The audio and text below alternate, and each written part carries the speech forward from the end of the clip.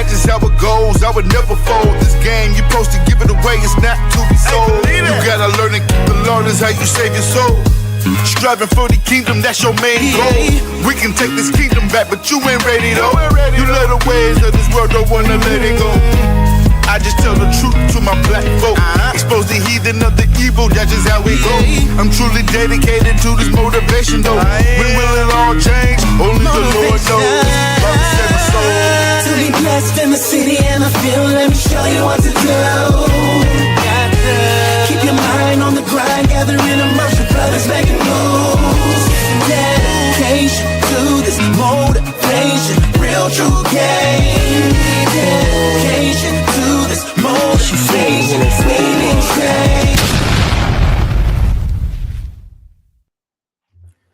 Giving all praises and giving all honor and all glory to the Most High and Him alone. This is another episode of Let the Truth Be Told podcast. I'm so happy to be on here with the Elder Shemaiah, with my brother Phineas YG.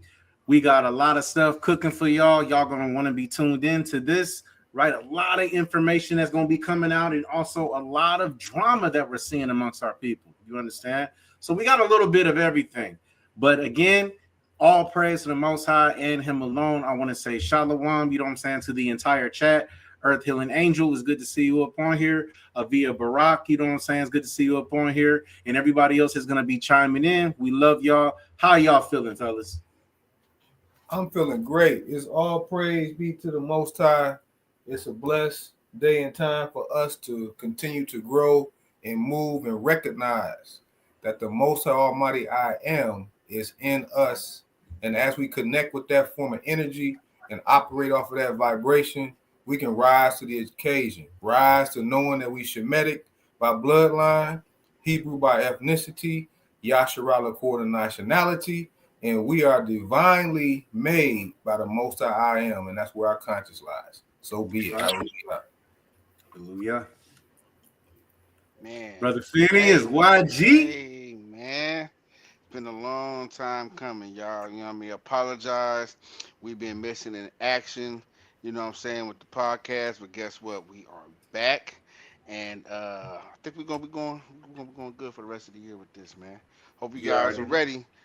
Found some more information. We're gonna do a little bit of, like Zamran was saying, a little back and forth with a few little things, man. Talking about Corey Holcomb and the brother Anton from out there in Detroit, man. But we're also on the brink of World War III.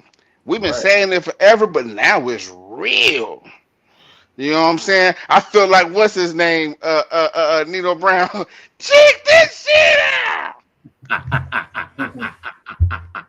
That's real. Sitting in a king chair, a kingly type chair. You know what I'm saying? Yeah. All right, bro. In a living room, bro, with furniture we've never seen before. Yeah, that's real. That's real. But anyway, you know what I'm saying? Hey, look, y'all, you know what I'm saying? I know, you know what I'm saying, we got the playoffs and stuff like that going on, but this season is wrapping up. You know, y'all know that as far as my Raiders this season been wrapped up. So, you know, what better way, you know what I'm saying, than to chime in to Let the Truth Be Told podcast. Y'all don't really got nothing else to watch. So chime in. We going to, you know what I'm saying, dive into these topics, you know what I'm saying, and we're going to give y'all, you know what I'm saying, our opinion. And we want y'all to also engage in the chat too, as far as your opinions, as far as what is being presented. You feel me? All praise of the Most High. Let's just get straight into it, man. We're not going to hesitate. As you guys been seeing all over the algorithms, right? You've been seeing drama between a comedian, right, known as Corey Holcomb, who hails from Chicago. And you've also seen drama between Anton Daniels, as far as between the two, who is a social media, quote unquote, right. He will be a Republican, basically, Republican on the right side, right? If you're dealing with, you know, political standpoint, and well known on social media as far as, like, you know, reactions and things of that nature. Well, he was invited on Corey Holcomb's show, which is the 5150, which has been going for quite some time, right? I'm actually subscribed to the actual channel. You know what I'm saying? I follow Corey Holcomb, who happens to actually be my favorite comedian, to be honest, right? So I thought that this was very interesting as far as what was brought out. So let's get straight into it, and let's get your guys' thoughts. Hallelujah. Let's get to it, man. Let's get. But for real quick, 2 seconds, real quick. I gotta share this real quick, just for a quick second, y'all, before we get into this. Just to make sure that everybody knows. Let me pull this up real quick. This is a copyright disclaimer under Title 17 USC, Section 107. Allowance is made for fair use for purposes such as criticism, comment, news reporting, teaching, scholarship, and research. Fair use is permitted by copyright statute that might otherwise be infringing. Nonprofit, educational, or personal use tips the balance in favor of fair use. So this is from the 5150 show, right? We're going to go ahead and check this out, y'all, right? Boy, there's so much to say. I know we ain't gonna be able to get to it all, but We're gonna try. there's so much to say. I gotta ask you this just off top. I'm with it. How do you feel? Because we ain't gonna do all politics. That ain't what the show We about. gotta get there though. Yeah, but I'm saying I don't want you to miss no points. All right, I'm with it. What do you feel about this nation as they jack other nations for their resources and play it off like it's other reasons? I'm talking that's a about part this of the nation, the U.S. That's a part of the game. When you say the part of the game, I don't understand. Do you think- Everybody done been conquered. Slavery didn't exist way before we ever came in here. Mhm. So I don't see what the problem is. Well, I tell you like this. I cannot respect men who claim jackals. Like I don't Like what? Give me an example. like Pause United- for 1 second. Pause for 1 second. Example, like a real life thing. So Why did he go for the What- jacket right. off the back? right off the top, Anton and this brother's from Detroit, and I've seen him before. I'm going to say that he sometimes speaks as an intellectual, but really has no discretion. And I'm saying that not to talk to defame his character, but we have to really speak on true points. And so he said he doesn't see anything wrong. Now, I want everybody to realize he's talking about, Corey Holcomb asked him in reference to what the United States is doing in reference to Venezuela. They went to another country and kidnapped the president, brought him to the United States, and tried him under U.S. law. And his wife. And his wife. So, first of all, Venezuela is not under U.S. law. How can you take their leader and bring them to the United States and try them under U.S. national law? If another country did that, that would be an immediate act of war off the spot. It doesn't matter that whatever your opinion is about Donald Trump or whatever the case may be. If somebody kidnapped him and held him and tried him for whatever crimes they wanted to trump up, that would be an automatic act of war, period. No hands down. Facts. No hands down. So the fact that this one, our brother here, Anton, is saying, what's the problem? The fact that what's the problem come out your mouth tell me that a whole lot of things about your awareness, truly. But keep on going. I had to say that. I had to set the tone for that conversation. Go ahead. No, and also too, just to elaborate a little bit too, as far as what you said, a lot of brothers like Anton that come out and say things like that just literally just disregard, you know what I'm saying, history, disregard, you know what I'm saying, things dealing with our people, right? It's because they have that sold out mentality mindset, whether they've done it physically or whether they've done it, you know what I'm saying, whether they're like that mentally, right? Yeah. Due to brainwashing. And so, or being an opportunist. A lot of people choose to do these type of things to be an opportunist as well, knowing that it's going to get a reaction, right? Absolutely. Knowing that eyes is going to be placed upon them. Yep, you're right. You said it perfect, because opportunist translates into vanity. And it translates into vanity because what is the purpose of him being an opportunist? It's for vainglory. But keep going. Right, let's push play. Like, what did they take? The United States. Like taking this country? Not just taking this country. How do you think you got here? The transatlantic slave trade. You a smart man. Right. Now, not all of our people got here through the transatlantic slave trade. I kind of believe that some of our people were already here, but majority of our people, yes, got here through the transatlantic slave trade. What do you got to say about that, Odie? I got a few things to say about that. Okay. And that I need to unpack that because not all black skinned people are the same ethnicity. Facts. Just like all white people are not the same ethnicity. In the white world, you have Caucasian, Anglo-Saxon, you have the Brits, you have the Slavics, you have the Germanic people, and it's a couple more. But they all share a common ancestor, which is Japhet, which is mentioned in the book of Genesis chapter 10, which we call the Table of Nations. But likewise, in Ham, you had dark races of people.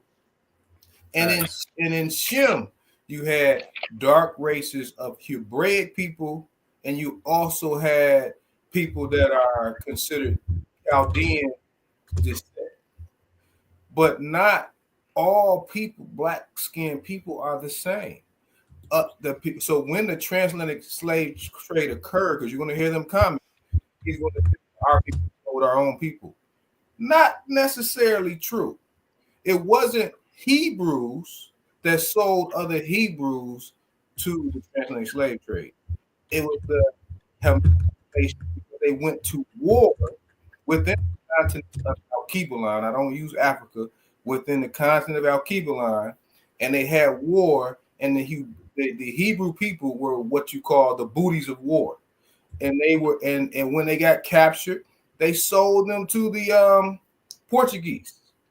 And they got weapons, they got other things, and they sold them first to the Caribbean. I want to let this be known that our people, 95% of dark complected people, Hebraic people, did not arrive directly to the United States.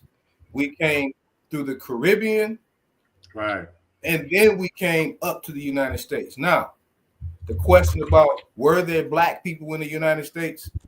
Yes. But were they Hebrews? That's the question. Were they Hebrews or were they Hamitic people? Now, I'm going to say also there may have been some Hebrew people here as well, but the majority of the sea navigators, if you go research history, were of Hamitic descent. And they came over here. Look at this real quick, Elder. This is the and I kind of hear a background. I don't know, it might have went out. But anyway, this is the definition of Ham. I don't know if y'all can see this, you know what I'm saying? But this is the definition of Ham in the biblical dictionary. It says the youngest son of Noah, born probably about 96 years before the flood, and one of 8 persons to live through the flood. He became the progenitor of the dark races, not the Negroes, which is what we're referred to. Absolutely. But the Egyptians, Ethiopians, Libyans, and Canaanites.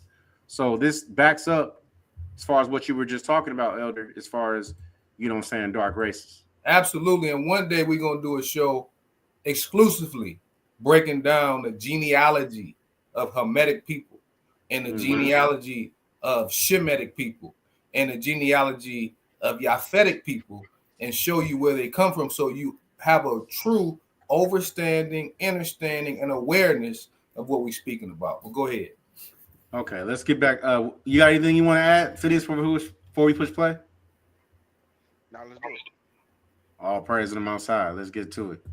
That's fair. I know all about it. So how it's very hard to be respectful of what is here when me, for example, as an African-American male, I know how I got here. I didn't take the cheap flight on Frontier. My people were kidnapped. Real quick, I just want to say this 2 seconds. He identifies with being African American. This is one of the reasons why we have this podcast let the truth be told, because you are not African American, O seed of Yaakov. It's time for you to become aware and awaken to who you are physically and who you are consciously, and make that declaration in man's system and stop living according to the social constructs and characteristics that they painted you to be, and you gravitating to it. Well, go ahead. I'm glad you said that, Elder, because I want y'all to pay attention. It's right here during this exchange between Corey and Anton as far as who they are, right? And where they're from and what they claim themselves to be. That leads right to what we're about to see. All right, so check this out.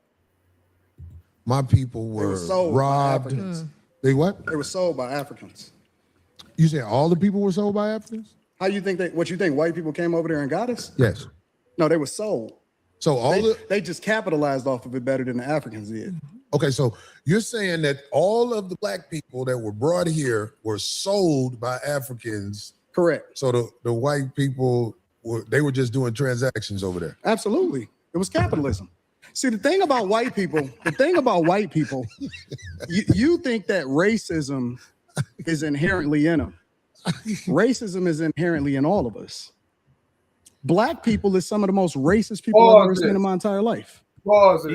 He said black people is some of the most racist people I've seen in my entire life, bro. That is wild. You're going to hear him say that, and you're going to hear him get challenged on that. He skated around the answer, but black people, so-called, I'm using that term loosely, black people, we are not in a position to be racist, because racist when you have the ability to control the outcome of somebody else. We can be prejudiced. We definitely can be prejudiced, but actually the character and nature of our people is neither one. We the most forgiving people on the planet. Out of everybody, we the most forgiving. That's why we seek to be included in a system what was never made for us, because we are for a forgiving people, and we willing to do what we got to do to exist with the people that we with. That's facts. How you feeling, YG? Hey, I'm not gonna lie, man. They start this off ruffling feathers. You know, one, what I do agree with Anton. See, both of them are misinformed about the the topic of the subject that they're both had decided to speak on. At least starting off with, from what I've seen so far. But the brother is right. You know what I'm saying? You know, hey man, them Hamites did sell us for guns and a whole bunch of other little BS. You know what I'm saying? To old Whitey, and they came over here and they capitalized off it better than Africans. Like you said, like that was real. You know what I'm saying? They brought us over here and then sold us to their partners. Exactly. It's You know just what I'm that saying? he just didn't break it down to, he's including all black people in the same bucket. Right. We are not Hamitic. We Shemitic. Exactly. It was the Hamitic black skinned people that sold the Shemitic Hebraic people into the transatlantic slave trade. And even before the transatlantic slave trade, there was the sub-Saharan slave trade that occurred. Pull up that Deuteronomy 28 real quick. Hold on, real quick. I got one better right here. It's in Joel. This is out the Most High's mouth through the prophet Joel. Yea, and what have ye to do with me, O Tyre and Zidon? Right, these are dealing with Hamitic nationalities. It says, and all the coast of Palestine, will ye render me a recompense? And if ye recompense me swiftly and speedily, will I return your recompense upon your own head? Because ye have taken my silver, which he's referring to, you know what I'm saying? The Yasharala, ye have taken my silver and my gold, and have carried into your temples my goodly pleasant things. The children of Judah and the children of Jerusalem have ye sold unto the Grecians.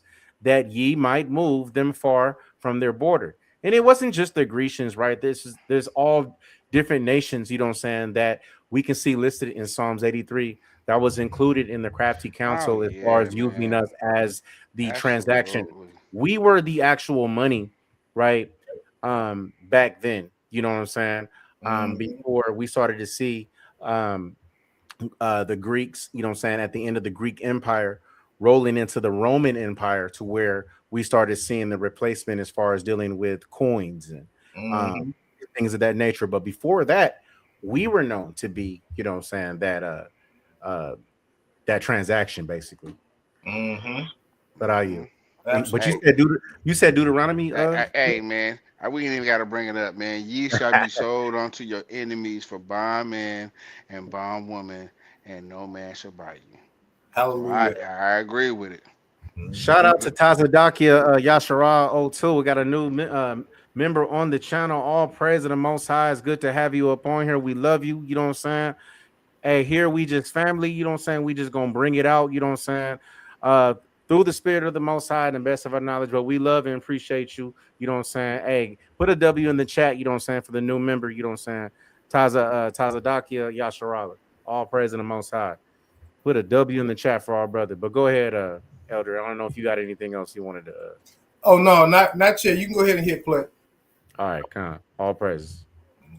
We don't even like each other. So can I ask you a question? No, Why do you hold on. think- Let's why- stay there. Okay. We don't even like each other.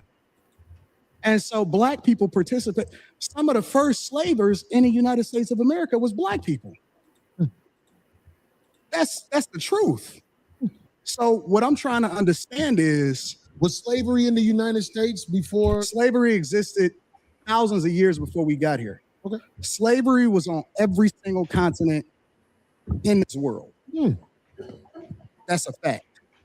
Now, the thing that's a problem with it is that, and this is the problem that I have, what you niggas want? Wow. What do you mean when you say what you mean? What do y'all want? Like, because Real quick, Elder. Like, what you niggas want? Like, I'm not gonna lie, like that kind of irks my nerves a little bit. The way it was said and the way that he said it, because it's just kind of like, okay, well, it goes back to what Corey was talking about. Like, well, what do you associate yourself as? Right? Do you even recognize yourself, you know what I'm saying, with those who have gone through the struggle, or who are offspring of ancestors, you know what I'm saying, that have gone through the struggle? So when you talk about, like, you know, when you say something like this, like what you niggas want, well, number one, we would like, what we do want is our heritage back. What we do want is our land back. What we do want, you know, is to know where we truly are from, you know what I'm saying, and what we're truly about, which is why we deal with the Torah. And so, but we got a lot of our people, though, you know what I'm saying, that are on the outside, that don't know anything about the Torah, right, that are seeking for who they truly are, right, that recognize themselves as many different things. And so for him to sit there and say that, what do you niggas want, clearly shows, right, there are certain of our people, right, that may look like us, right, but they're on a certain levels to where they have a boss, right, that is controlling them like their master, you know what I'm saying, to make sure that they present themselves a certain way. But this is a perfect example right here. But go I ahead. can be 100 with you. Go ahead, Phineas. Sorry, excuse me, Elder, give me a second. If we was in the wilderness, we be knocking that nigga off immediately. He gotta go. Well, you know. Here's the thing. Here's where, like I said, when I was watching this was so hard for me to watch. Phineas, he would have got the dagger fucking with Phineas. It was so hard for me to watch, and the thing about it is that what happened right here was Anton set the first bait to piss off Corey Holcomb in the conversation. When he said, glad you brought that out. That was the first bait, Elder. That's a great point. Go ahead. That was the first bait. So when you having dialogue and you're on podcast, or you talking on stage, or if you in an open forum and you got the ears of people, you got to be mindful, one, on what you say, how you say it, but you also have to be mindful about there are triggers out there. And when people put things out there, it's not about what happened, what he said. It's about how you respond. Right. So what I would have said to him in reverse is, well, do you put yourself in that category when you ask the question, what y'all niggas want? Are you one of those people that you're talking about? What do you want? See, when you Hey, hold on, Elder said the word. Hey, hold on. Wait a Elder said the word nigga like from the 50s, bro. well, because I get my listen. I'm gonna tell you, I'm gonna get a disclaimer to all the listeners. Listen, I do not get off my square, but I'm only using the language because this brother used that.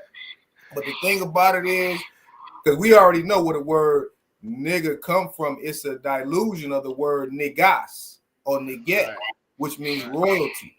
But and if we start using the correct terminology and start walking in that energy, then we wouldn't be walking around in that term. You know what I'm saying? In the deviation of that's a byword. Right. Nigga is a byword of neget and negas. Y'all can look it up. So, but this guy right here, I'm not gonna hold you up. It would have taken everything in me, the Yah in me, to stay poised, but I would have did it in communicating with him. But I would have turned all the things he said to him that he said as questions to him. I want everybody to understand this or understand this. It's not about the statements that you make, it's about the questions that you ask. Remember that in any situation you find yourself in, turn your statements to questions. And anybody that can't pour into you wisdom and always taken from you, you don't need to have a conversation with them.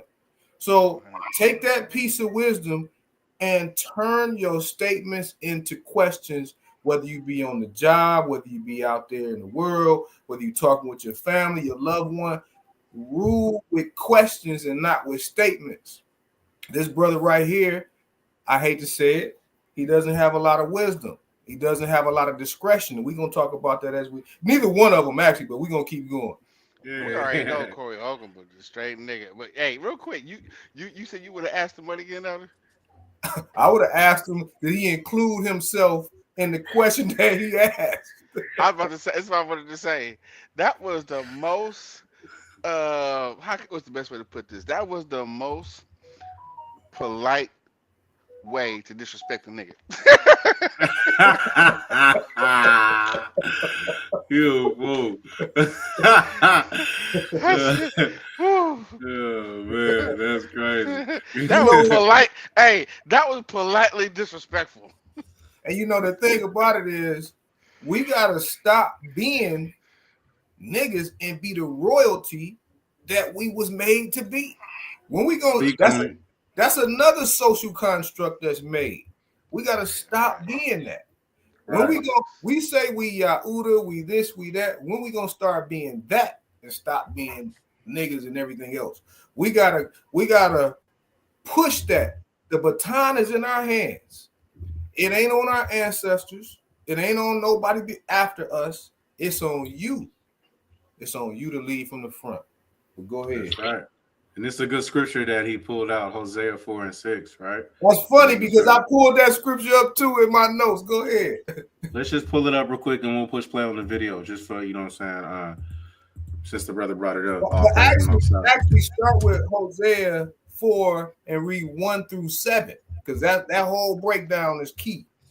Yeah, right, you gotta make sure everything's in context, man. This is Hosea chapter 4, verses 1 all the way through 7, and it says, "Hear the word of the Almighty, ye children of Yasharallah, for the Almighty has a controversy with the inhabitants of the land, because there is no truth, nor mercy, nor knowledge of God in the land." And that's what we acting as today. Our people really have no truth, no mercy, no knowledge of the Almighty, even while we in the lands of our captivity. But keep going. Verse 2, by swearing and lying and killing and stealing and committing adultery, they break out, and blood toucheth blood. And we're going to see this in this podcast by the exchange of words. We can kill not just by hand, but by the mouth. Because didn't the Almighty say that death and life is in the power of the tongue? That's right. So we have to watch the words that come out of our mouth. Keep going. Hosea chapter 4, verse 3. Therefore shall the land mourn, and every one that dwelleth therein shall languish with the beast of the field and with the fowls of heaven. Yea, the fishes of the sea also shall be taken away. Mm-hmm. Yet let no man strive nor reprove another, for thy people are as they that strive with the priest. Now pause. It says, let no man strive nor reprove another. I put that question out there to everybody out there in the debating world. What is your purpose for debating? Is it to reprove somebody else? The word of Yah said, let no man strive nor reprove another. Why? Because even on our best day, our own self-imposed righteousness is as filthy rags. Y'all know the scripture, but keep going. Keep going. Verse 5. Therefore shalt thou fall in the day, and the prophet also shall fall with thee in the night, and I will destroy thy mother. My people are destroyed for a lack of knowledge. Because thou hast rejected knowledge, I will also reject thee, that thou shalt be no priest to me. Seeing thou hast forgotten the law of thy God, I will also forget thy children. As they were increased, so they sinned against me. Therefore, I change their. Let me read this again. Verse 7. As they were increased, so they sinned against me.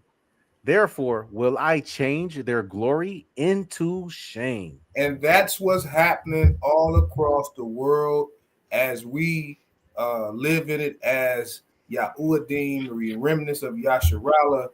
Our glory is turned into shame, and the Almighty is allowing the skirts to be lifted up over our heads, as we're going to see as these two brothers dialogue and how the confrontation starts.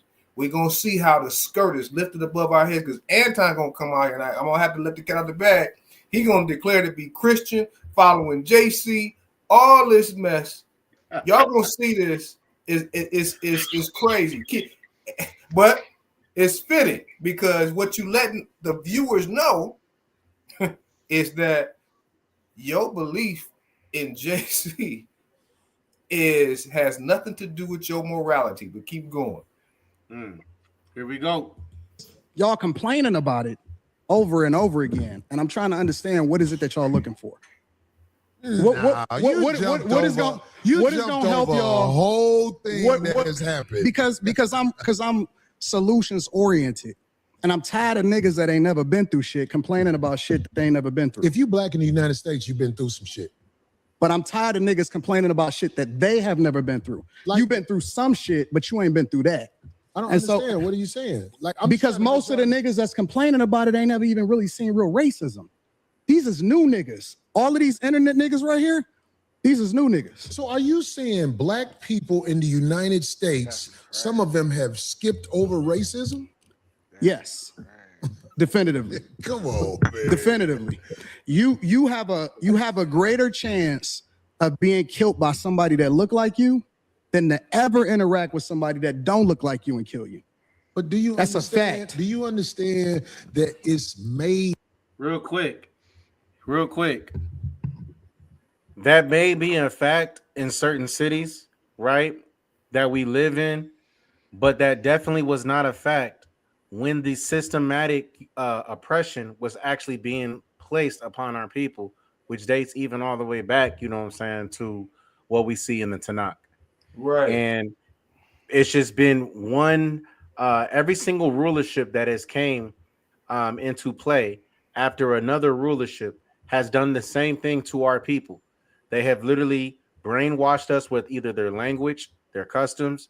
If we didn't get down with their language or their customs, then we will be put to death or we will be enslaved.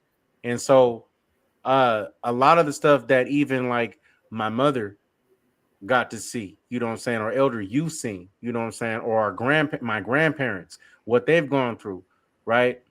They've actually lived during times where you would see whites only and blacks only.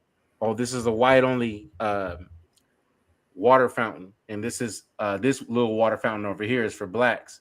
All blacks, y'all can only sit in the back of the bus, but you white people, y'all can sit in the front. You know what I mean, and things of that nature, right? The picking of the cotton in the field, being whipped, castrated, right? Women being raped, right? Our babies being sold to different plantations. All these things happen literally about, I can literally say about not even over 200 years ago. So for him to just, you know what I'm saying, to just not acknowledge that and not even understand history, it's just really diabolical. But You know, it's another example of crafty counsel. And I say that because this brother has the microphone and ears of people, and he's speaking like this on many different subjects. And he's speaking from a position of his privilege of receiving the finance that he has. There we go. There we go. Get to it. You know, there we go. So I guarantee you, if he wasn't in the financial position that he's speaking on, he would not say that. He only received the financial position that he's speaking on because the algorithm of the system allows for some of us to achieve certain financial stability to actually downplay our plight as a nation of people. Why do I say that? Because as soon as our people achieve a certain status, then we are privileged and we sitting on the upper echelon. Now all of a sudden, the means of our people don't mean nothing. It's no race, it's one race, and we all won, and then we start saying stuff like that. When the very people that gave you that job don't think like that. The very people that's paying your bank account don't think like that. The very bank you banking at don't think like that. But we think like that because of the systematic division and indoctrination that has plagued our people over the years. We have been socially constructed to be self-destructive, and then we speak intelligently on podcasts, in the media, and we think because somebody using good words and can articulate themselves that, oh man, he must know what he's talking about. We got to wake up. That's right. That's right. Let's get back to it. Like that on purpose. The position, it's the system. The system against us. I got it. Okay, but the position you and your people are in. Who is my people? Black people. Do you claim black people? I'm a Christian first. Stop it. Oh, wow. Listen. I'm not even when I heard him say that, I almost jumped out the window. When I first heard him say that, he asked him, "Are you black? Do you consider yourself black?" He said he a Christian, which got nothing to do with your nationality, your culture, none of that. That has everything to do with your belief. But you know something else? You know something other? That's what these Jesus lovers do. Yeah. They completely disconnect themselves from any conversation of saying, I'm black, I'm a Negro, these are my people. They put Jesus, and I'm using that word, the name Jesus, because it's not Jesus, it's Jesus, y'all. It's some Spanish shit. It's what it is. They run to that. They idolize that. That's their whole entire world is Jesus. Nothing to do with the Most High. 100% Jesus. So when you do that, see how he completely disconnected himself right there from his people. If he is from his people, wow. You know what? Our people. You know what? This old Uncle Ruckus ass nigga, man. You know what I would, bro? I would have asked him, and I want y'all to hear. If you ever get in a conversation with somebody like this, asked him this question, because I would have asked him this on the camera. Okay. So you're a Christian. You said that. You led with that. Did you put Christian on your driver's license, on your passport, when they asked what your nationality and race was? Did you do that? Absolutely not. Absolutely not. Right. You know, so when people start talking out of the side of their mouth and neck, when they talking like that, you have to intelligently break them down, because that's exactly what I would have said to him. So you put Christian. So if you pull out your driver's license and your passport and your birth certificate, it's gonna say Christian on it, right? That's what it's gonna say. But keep going. No, that's a great point, though. Great point. Let's get straight to it. Well, I think something's wrong with that. If you don't want to say you're a black man first, I think something wrong with Black that. is a construct. They told you that you was black. Okay, well, that's brown, why you start brown believing it. then. No. Maybe We I'm not brown. We not black. We not none of that shit. Oh, well, what are we? We not none. For me, I'm a believer in God. That's what I am. That's a cop out. He asked him a question. What are we then? Since we not black, we not none of that shit. That's what he said, right? Mm-hmm. And then Corey asked him a genuine question. Well, what are we? Right? He said it with genuine passion. And what is his reply? Well, for me, I'm a believer in God first. Well, Corey didn't ask for you. He didn't ask what you are. He asked, what are we? Right. You know what I'm saying? As a people. And when you're so blinded in religion, you can't comprehend, right, what people are saying or what another man is saying when you're having a sit-down conversation, you know what I'm saying? Especially when you have two opposing views. Exactly. So this is just crazy, but let me just I had to bring that out. His last point, and I'm glad you said that, because what we have to do as a people, we have to critically listen. And what you did, you critically listened. He asked a question, a specific question, and this brother deflected the question and started talking about a personal thing with him and not us as a whole. First, he don't even identify with being black. He didn't even say that, but keep going.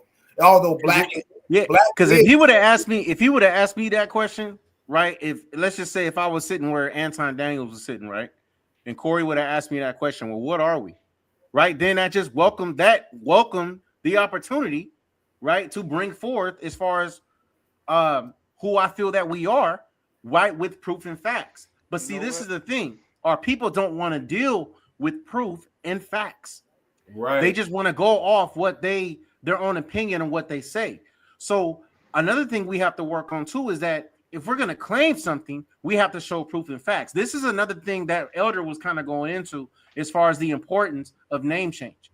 Because if you're claiming that you're something, right, then you need to have the proof and facts to show that claim that you're making.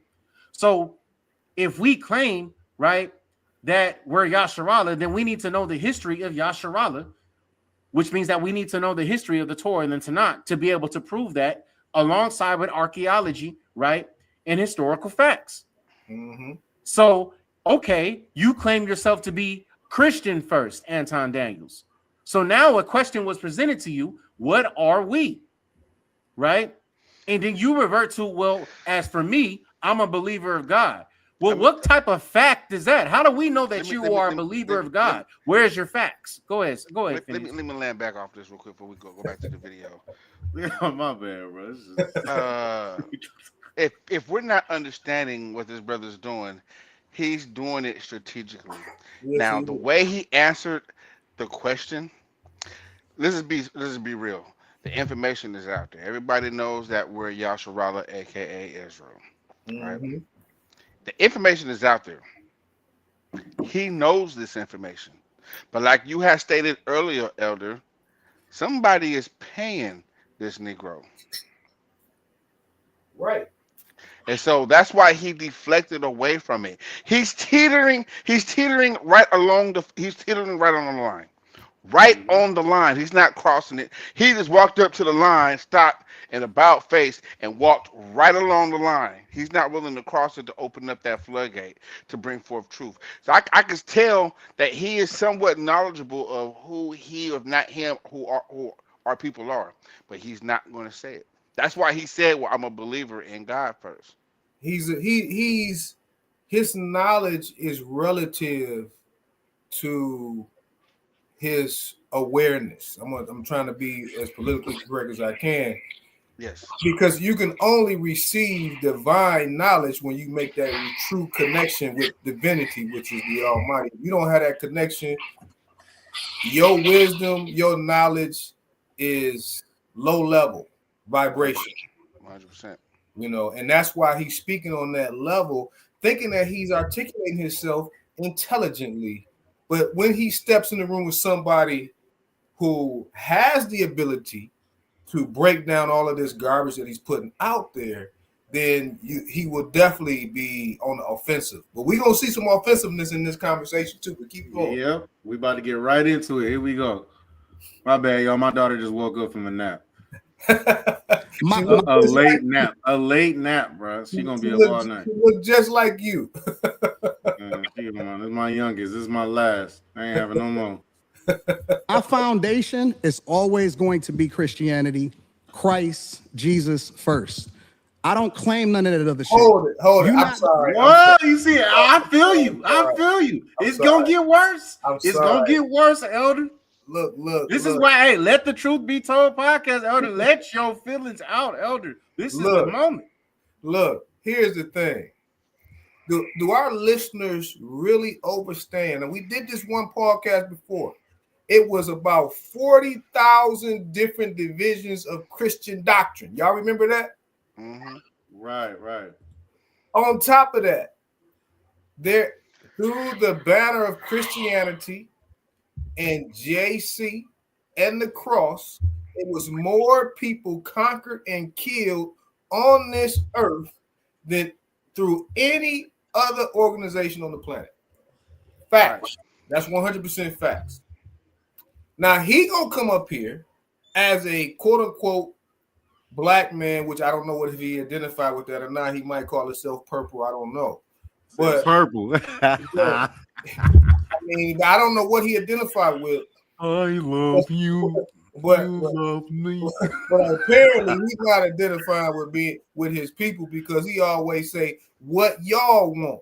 He didn't say what do we want. He said what y'all want. That tells me he removed himself from his people on this show. Okay.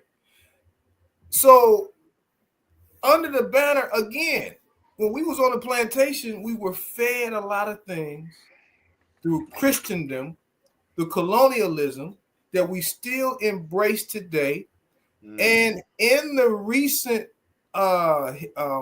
news media today, we got a lot of headliner Christian pastors that's falling. I don't know if y'all heard about Donnie McClurkin and this new allegation that came out against him. Did y'all hear about that? Wait. You talk about Donnie McClurkin, the gospel singer? Yes, absolutely. Yes. We fall down, but we get up. No, that's Marvin Sapp. That ain't Marvin Sapp, bro. That's Donnie McClurkin. Is that Donnie McClurkin? That's Donnie McClurkin, bro. There's an Italian guy that he was doing business with, some guy that's claiming that he sexually assaulted him and all that. That's out there. No. Wait, hold on, Elder. You didn't know Donnie McClurkin, you know what I'm saying, was a backdoorian in the words of Corey? Yeah, he said a backdoorian. Yeah, I knew it, but he said that he was healed from it. You remember that? Yeah, wait, Elder. Wait, was he healed from it? Like, say it again, Elder, like the dude said it? Yeah. He said it last show. What dude said? I don't like men. Like, what he said? No more. Yeah, he said that. He said that. Oh, my man. I'm about to use that. Backdoorian. But the thing is in this banner of Christianity, that's like right now in Christianity, you have homosexual churches, gay churches, preachers out there. You got musicians out there in the church doing all of that kind of stuff. But y'all Christian, right? Y'all Christian, and now it's like, hey, look, hey, we don't judge nobody. We accept everything. It's just a complete disgrace. But it's what religion promotes. We should never be associated with religion. We should be only associated with our nationality, our ethnicity, and our bloodline, which was created and promoted by the Most High I Am. And once we start to make that connection, we will start to become more rooted, more grounded in who we are, understanding our purpose. Most people that the Christian movement, they don't really have a purpose but to praise and worship. Facts. And that's why our plight as a people has failed. Now, it's funny because you got white Christians, you got Arabic Christians. They don't have the same problem we got as Christians. You ever ask yourself that question? I'm going to tell you why they don't. Because they not the ones that breached the covenant with the Most High Almighty, and the Almighty holds you accountable, and you paying your debt. But keep going. Elder over here dropping bombs, y'all. Elder over here dropping bombs. We gotta get one for the elder, bro. Real talk. We gotta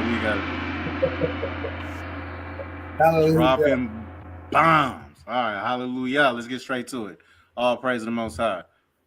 Don't get me to believe in you based off of some shit that you can't control. You didn't pick it. And the thing about other cultures, whether you're black, Chinese, Asians don't fuck with each other just because they're Asian. Chinese people and Japanese people and Taiwanese people, they're all different. Koreans are different. All white people don't fuck with all white people. So why do I have an obligation to fuck with somebody just because he black? Okay. And then the definition of pause. This is why we can never make it, because of information that's put out here like this. Here's where he's wrong at. Every nationality of people do a form of self-love first. I don't care if it's Asian. I don't care if it's white. I don't care if it's Chaldean. They all do a form of self-love first besides us. And he's a prime example of what I said before. He's so forgiving that he put himself on the back burner. He not even looking at who he is, and he promoting everybody else, period. I bet you he got an ugly ass white broad at home. He got a broad on the show. We don't know what she is, but it ain't his wife though. But I don't know. I think he probably. We're not gonna play this. We're not gonna play this whole thing. We just gonna get straight to the point because we got some other stuff we want to get into too, right? But we're playing this first, guys, to set the narrative, right? As far as a mindset, guys, as far as with our people, while we have a lot of things that's going on. Because what's crazy is that with the stuff that we see that's going on, which we're gonna get into, you know what I'm saying? When it turns up even more a notch, brothers like Anton Daniels who have this type of mindset is going to get a rude awakening. You understand? To the point where you're going to be reminded of who you are. You know what I'm saying? And so this is what we're doing here at Let the Truth Be Told podcast, is not only teaching our people who we truly are, right? Speaking on things, you know what I'm saying, and matters as far as dealing with our community, how we can dwell as community, but also, you know what I'm saying, warning our people. You know what I'm saying? As far as what's going on, because that's our job. So let's get straight to it. How you define black is based off of something that a white man gave to you. Okay, well, trust me, brother. You white people, let me tell you something. I know Caucasian people that have looked at me and threw me licks. But I am from Chicago, and I'm from Detroit. It was. Chicago is very segregated. I knew nothing about Caucasian people until I moved to Los Angeles. And a lot of the stories I heard, it turned out to be just that. But back to this Christianity, you have to understand this. You were taught that by the people who kidnapped you. Is that a bow? Sorry, y'all. Bow. That was a heater right there. Go ahead. Nope. Okay, so we was taught everything that you know on this earth, it was taught to you. The racism that you have in your heart, it was taught to you. You say I'm racist? Yeah, absolutely. Oh, I studied you. Wow. I studied you. This is why Where am I racist? I don't know a lot of racism in me. Absolutely. But maybe you can show me something I don't know. We're gonna get there. I wanted we'll you get guys there. to start the show off in your own bubble. No. When brother Anton Daniels was talking to me on the phone, I knew that we didn't see eye to eye on a lot of things, Yeah, but we I talked about believe that. we can have a conversation like men. It's like a Absolutely. lot of stuff he's saying right now, I disagree with so much. But both of us. I'm going to try to make a point because I have the hopes. I have the hopes in reaching him in a way. You know what I'm saying? I know that ain't guaranteed. I'm not And blind I or have the stupid. hopes that I'm gonna get y'all off of the Democratic plantation. Yeah, because I don't know nothing about the Democratic plantation. And see, right here, Elder, as we see, right, showing his allegiance and alliance, you know what I'm saying, not only to Christianity, but to the Republican Party, you know what I'm saying? And so you have any type of allegiance to the Republican Party, right? Democratic Party, you know what I'm saying? You might as well just disqualify your whole ideology as far as trying to gather ourselves, you know what I'm saying, as a people and go back to the land. Because you cannot, we cannot learn who we truly are, right, through a Democratic or Republican mindset. You know what I'm saying? Now, if anything, you know what I'm saying, that's why you have like this conservative, you know what I'm saying, Right. you know, like for me, like if anybody was to ask me, like, okay, well, Zamron, like, what is your political views, right? I don't deal with Democrats or Republicans, you know what I'm saying? But I would just say that, hey, I'm a conservative, but I'm more conservative dealing with the ways of Torah and the Tanakh. Things that I can see that's written in the Torah and the Tanakh that benefits, you know what I'm saying, not only us as a people, Elder and YG, you know what I'm saying, but also, you know what I'm saying, humanity. You feel what I'm saying? And we know that's through the righteousness of Yasharallah being in charge. But go ahead. And simply put, you can never use the weapons of your enemy to free your people. And show me anywhere in history where that was done. You cannot do that. That means that Republican, Democrat is not going to free you. And when you really talk about, if you're really educated in civics and if you paid attention in school, the United States is not a democracy, it's a republic. What does republic mean? It means majority rule. It means that they're going to take the rights of the minority away from I'll take that back. I'm sorry. Majority rule is the democracy. Republic is all for one and one for all. And it's organic state. But with that being said, the caveat to that is both Democrat and Republican parties, both of them had slaves. Both of them, both parties have issues with you, with our people, with Anton. He ain't not acknowledging it, but they have issues. So when are we going to love ourselves enough to love ourselves? So this is what I'm talking about. We got to lead by example. This is the whole intent and purposes of this podcast, because one day, Yah willing, let me get on one of them podcasts. Like, let us get on one of these podcasts like this, and this is going to be a problem because we're going to really, we're going to see the powers really come after us because we're going to start a chain reaction. You know, right, one thing for sure. Listen, I'm humble. I control my speech. But when it comes to my people, when it comes to what thus saith Yah, when it comes to what we have to do, I'm going to say what needs to be said. I'm going to do what has to be done, whether they like it or not, because I know even if the enemy come and they strong, I know the Almighty Yah can deliver. And even if he don't, as it say in the scripture, I know that he can. That's the tenacity that we have to have. We gotta walk in the same language that we talk. A lot of us talk this talk, but we're not willing to walk the walk, period. You know what I'm saying? We'll walk the walk and be gangster with each other. But when it comes to really taking the gangster to the level of dealing with your oppressor, we know where to be found. Won't bust a grape in Napa Valley. You know? That's a great point. Let's continue. Go ahead. I think everything that you speak of, it's a reflection of the same thing that they speak of. So you may not claim it, but you're a reflection of it.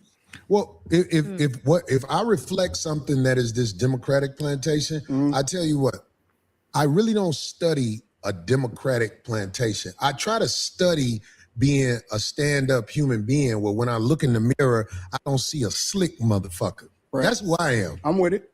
I don't like slick That's the first thing we agreed on. Okay, well, good. I'm glad we got there.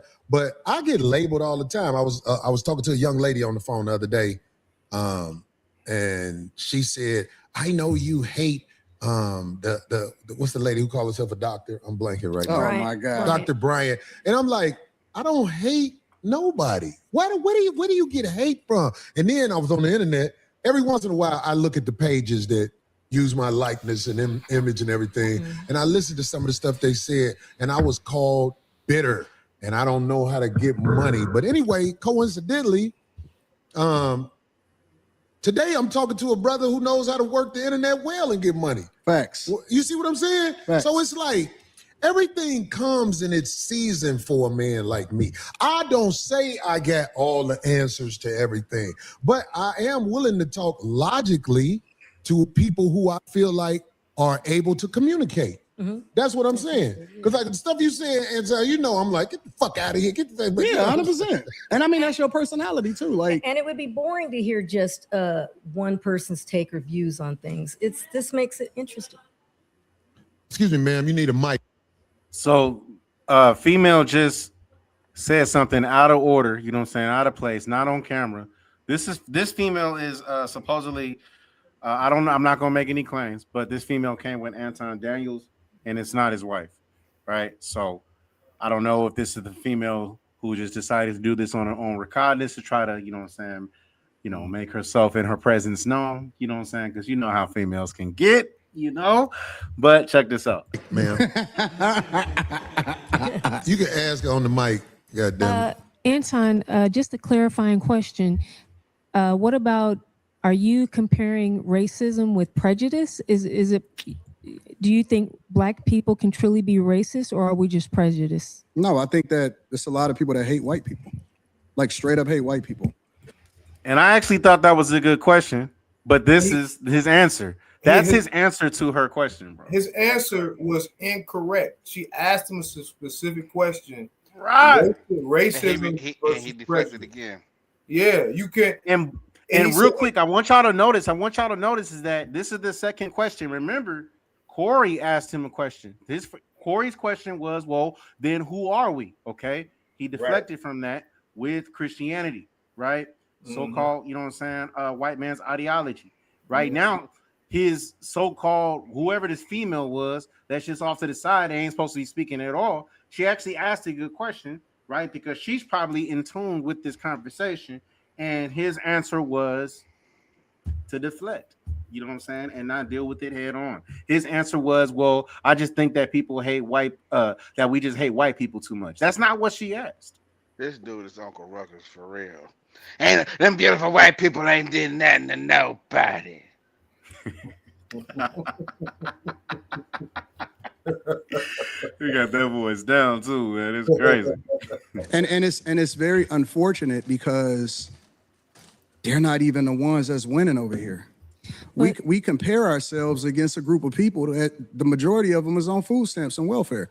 They would be a disappointment to their ancestors. Right, but isn't true race? Which the food stamps and welfare and all that stuff like that is ran by them guys. Just want to let that be known. That's crazy. Racism, a system that controls access to, Well, that's the argument, right? The argument is we can't make sure white people don't get access to certain schools and programs and things like that. The main way that they need to be empowered to be racist, to be quite honest. See, that's what I was going to say. Y'all, that's the argument that Black people make is that you can't be racist. That's not an argument. That is not an argument. That's a fact. That's a fact. We are not in a position to be racist. I want everybody to really understand that, those that's listening, whether you're listening today or you listen in the future, I'm talking to you. You can only be racist when you can hold back another ethnicity or group based upon their race. Now, I want y'all to, anybody to show and prove that our people can hold back anybody else. Show me that. Now we cannot like somebody. I give you that. I'll give you that because I had my reservations about certain people myself. But we can not like people, certain people, but that doesn't mean we're in a position of control. In order to be racist, you have to be in a position of control. Now, this brother think because he got a couple quarters in his pocket that now all of a sudden we can be racist, or that verbiage is at least coming out of his mouth. I really cannot accept that this brother coming from Detroit actually believed that. He was born and raised in Detroit just like me. I know he can't believe that. He ain't from Detroit. He from Flint. Well, even if he from Flint, that's even more. I know nobody from Flint believe that. My brothers from Flint, sisters from Flint, I know they don't believe that. He from Auburn. He from Auburn Hills. Now maybe I'll give you Ann Arbor. Maybe if he's born in Ann Arbor, maybe Auburn or something like that. Maybe okay. All right, so we about to get into the heart of this. It's about to turn up. Y'all pay attention, right? We've been building this up, giving our insight, right? Y'all been giving y'all insight in the chat. Now we about to get to the heart of this, and then we about to show y'all what's really going on. Check this out. Races if you can't actually have an impact on another group of people. So it's supposedly systemic. It's false. Really? I just seen a guy that used to be the president of the United States of America that wanted to becoming the president of the United States of America for the second time, almost get everything taken away from him. Literally. And he was basically being taken down by black people. Kamala Harris, Letitia James. Whoa, stop. Kamala ain't. Stop. Kamala, that I want to cuss. I should bring my father. I should bring my father on the podcast. My father grew up with Kamala, bro. She from Cali, bro. Hey, my father grew up with her, bro. I wanna curse and go off so bad. Don't do it, brother. Don't do that. it. That broad ain't black. Don't do it. And then her family were slave owners out there in Jamaica. Understand me? You know what I'm saying? She's not black, even though they try to paint her to be that. She's far from it. You dig what I'm saying? Like, and I hate the fact that people really think that she's one of us. Like, that's crazy. Hey, Phineas, you didn't hear that she was cleaning her greens in the bathtub? That ain't no nigga shit. Excuse me. That what she said. That's what she said. She said she was cleaning her greens in the bathtub. She got the story twisted. Hold on, wait. Did it have Hey, she got the story twisted. It had a ring around it too, huh? She got the story twisted. That ain't what? Oh no. Yeah, that sounds like some. That's some Hamite stuff. Niggas might put chillings in a. You feel me? But come on. Yeah, bro, that's crazy. Now my pops, you know what I'm saying, and my grandfather, you know what I'm saying, they know that whole family, you know what I'm saying, very well, especially my grandfather. And you know what I'm saying, according to my pops, you know what I'm saying, because they came up in the same school. She had been started her way as far as the way she worked her way up, you know what I'm saying, even into politics. It's of course like what most women do to work their way up in anything. She was a bopper, bro. That's 100%. What he told me. And she was so much of a bopper, she didn't even have. Well, you know, and let me say this too. You know, I'm gonna say this. You know, a lot of times in this system, they put our men and our women in position to be on a lower vibration. And so yes, you know, some of our sisters have done things that's unsavory, just as our brothers, you know, they out there. Listen, you got brothers that's sitting on the director's couch trying to get positions, you know, Dorian get the star role, you know. So I just want to make sure that we keep the level playing.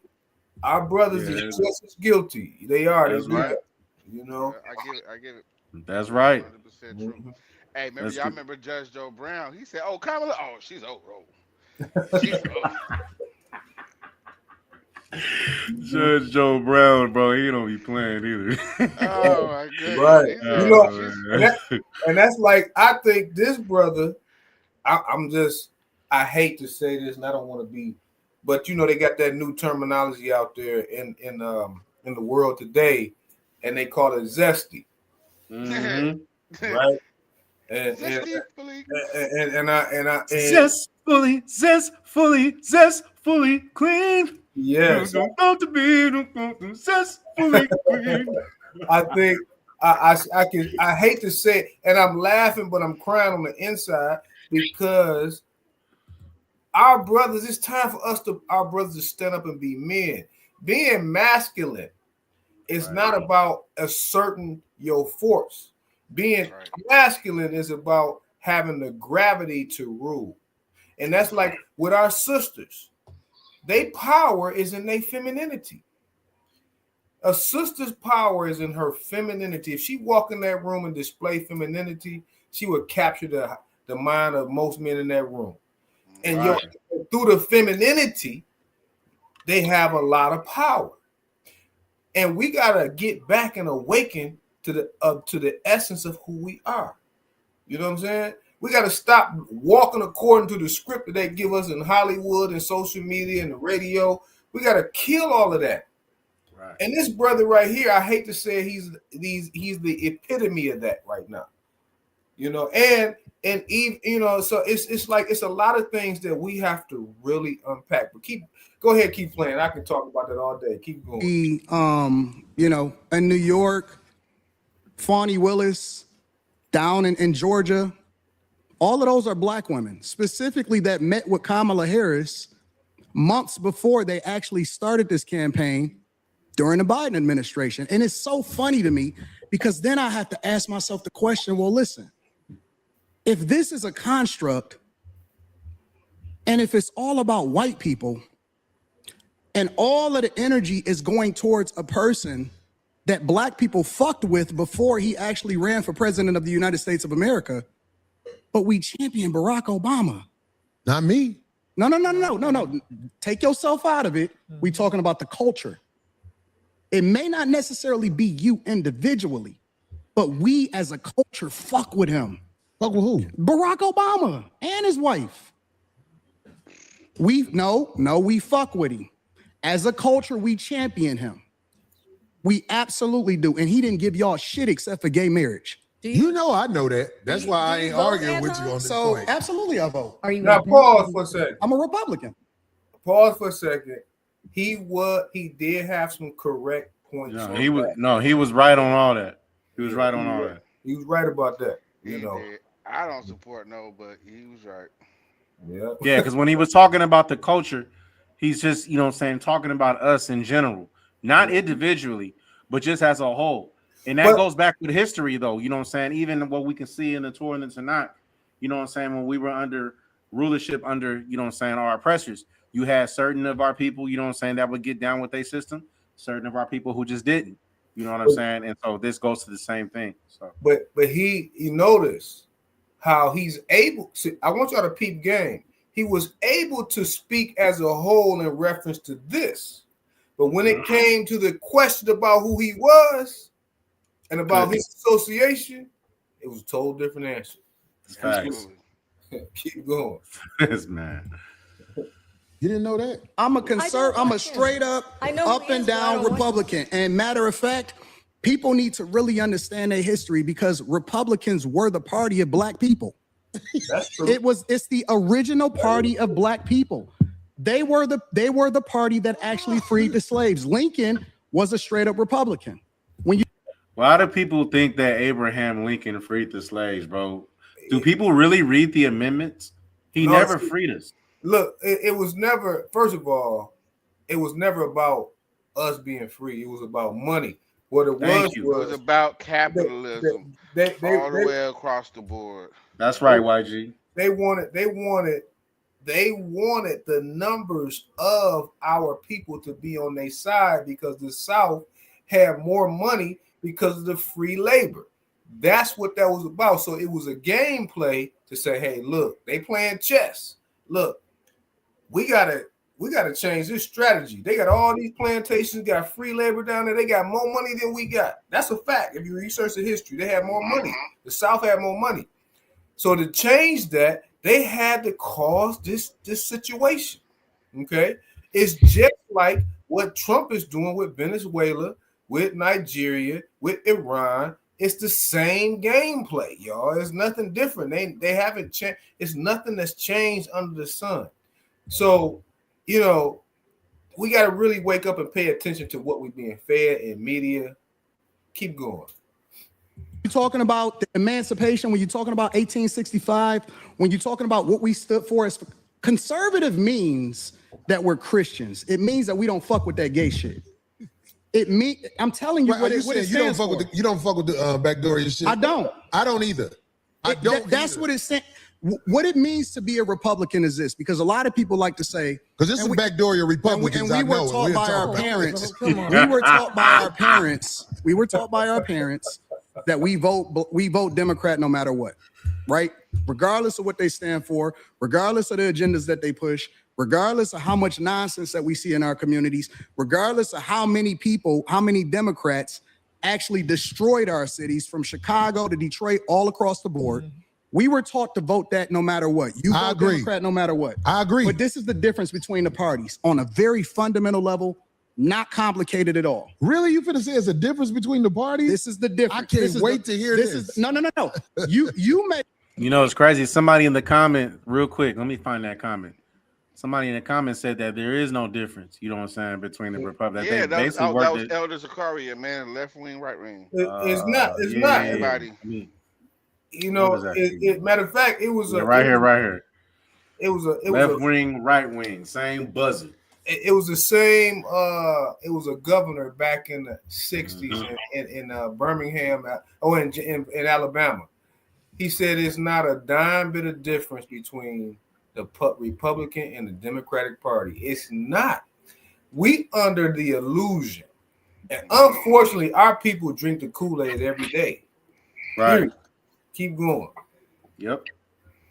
They say that it's the same type of public politicians that take advantage of the taxpayers and take advantage of the people. The difference in the parties historically is Republicans want less government so you can do what the fuck you want to do.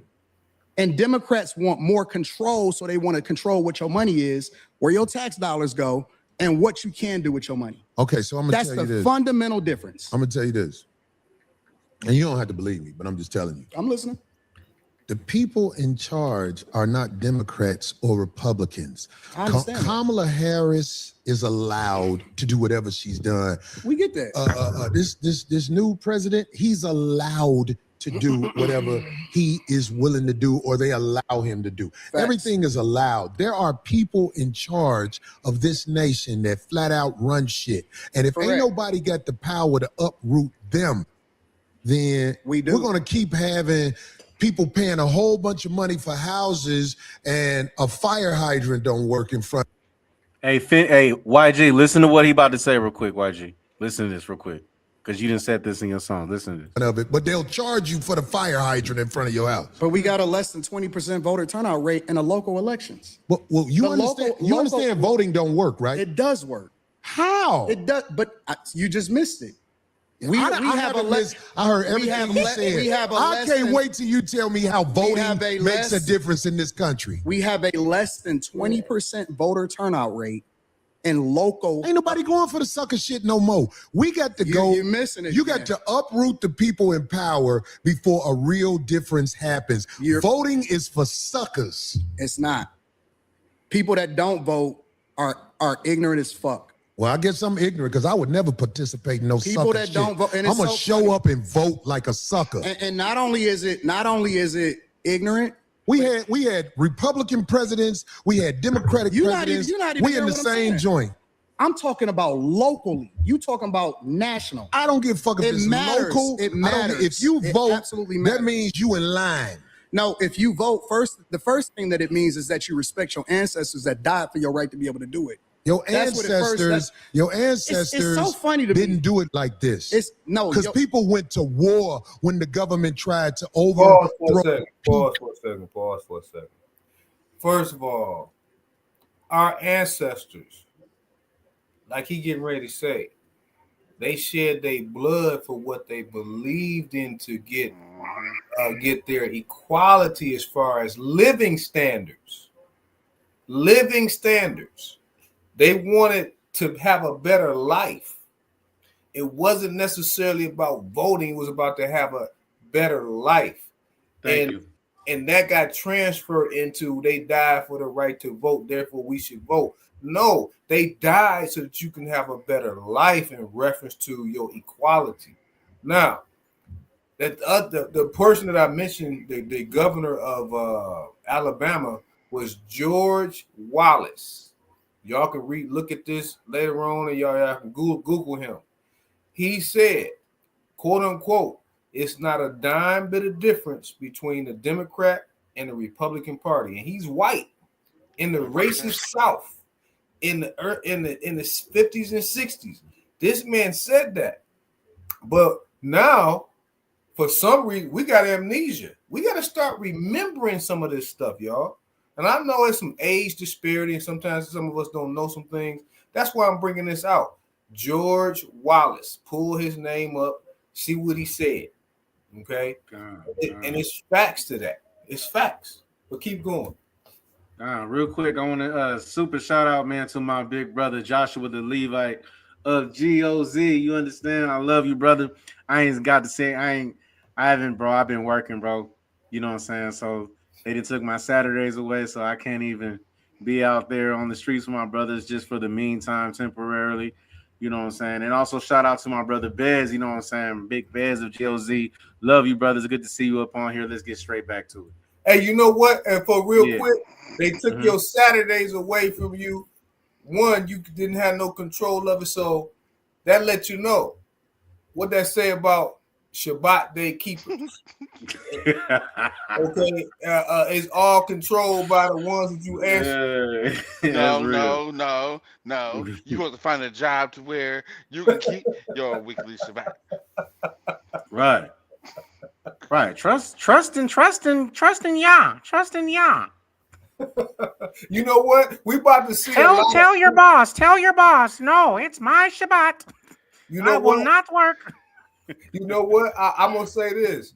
We about to see how many trust in JC, trust in Yah, trust in the Shabbat with this crazy president that we got now on the brink of this world war. We're gonna see how many Shabbats people gonna be keeping.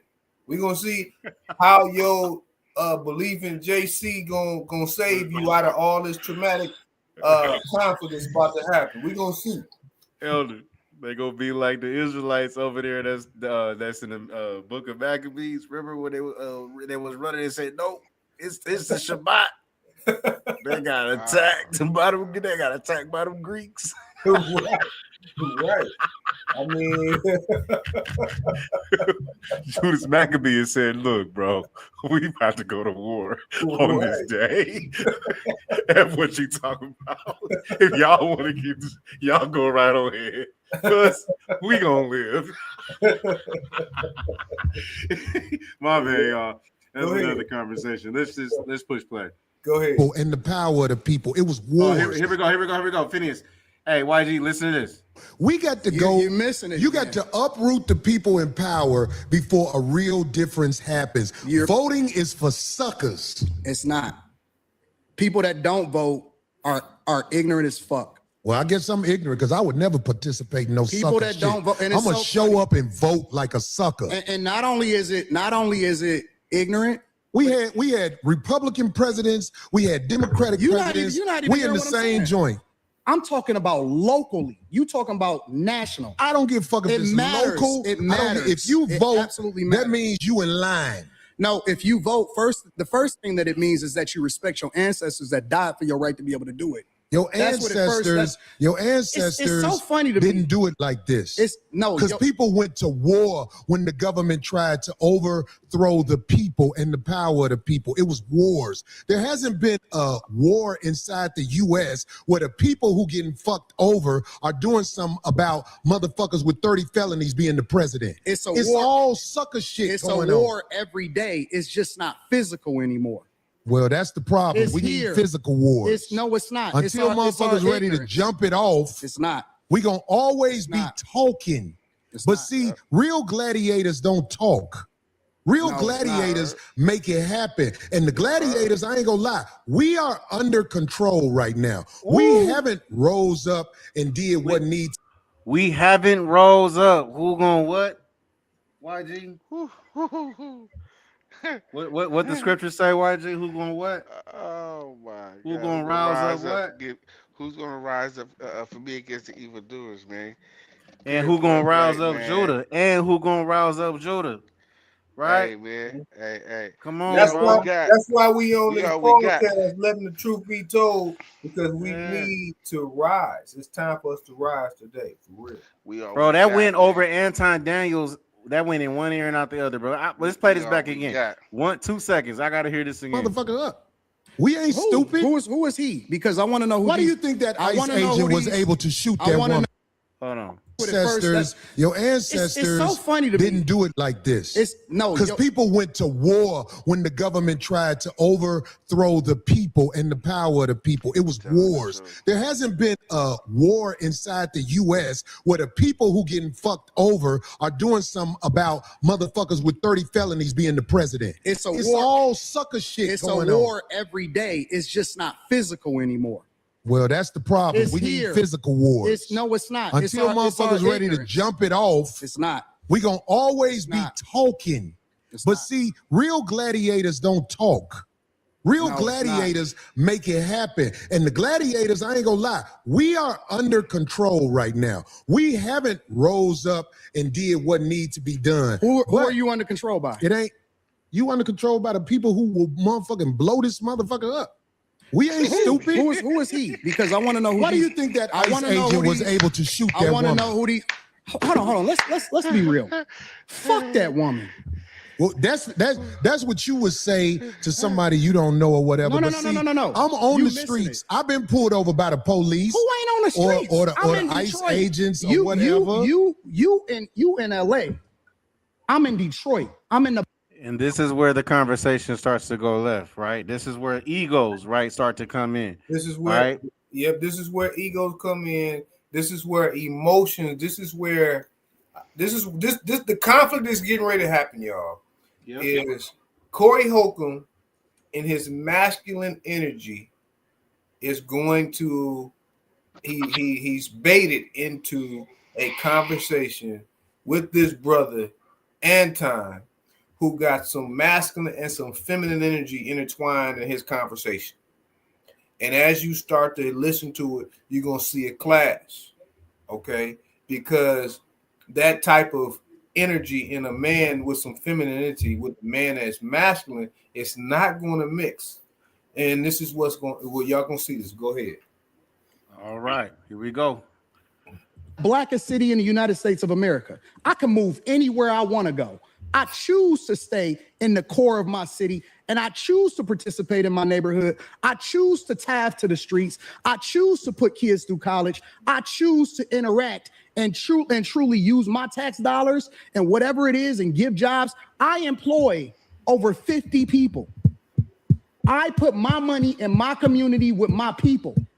So I choose to engage. So when we talking about being in the streets, that don't count to me. I don't hear that's that what shit. should count. I don't hear that because shit. out there in the streets where the people live that you helping, they could get pulled over and shot by a cop, and an investigation will be said. But here's the truth: we know, if I believe you know this already, when the cops shoot you, ain't nothing you can do about it. My God, this is so crazy. Do you think that's wrong? What I This said? is so insane. Is that what I said? I This said is when the so cops insane. shoot you, ain't nothing you can do about it. Is that a lie? This is so insane. But you didn't answer it. Like, I'm gonna answer your question. okay. I'm gonna answer your question.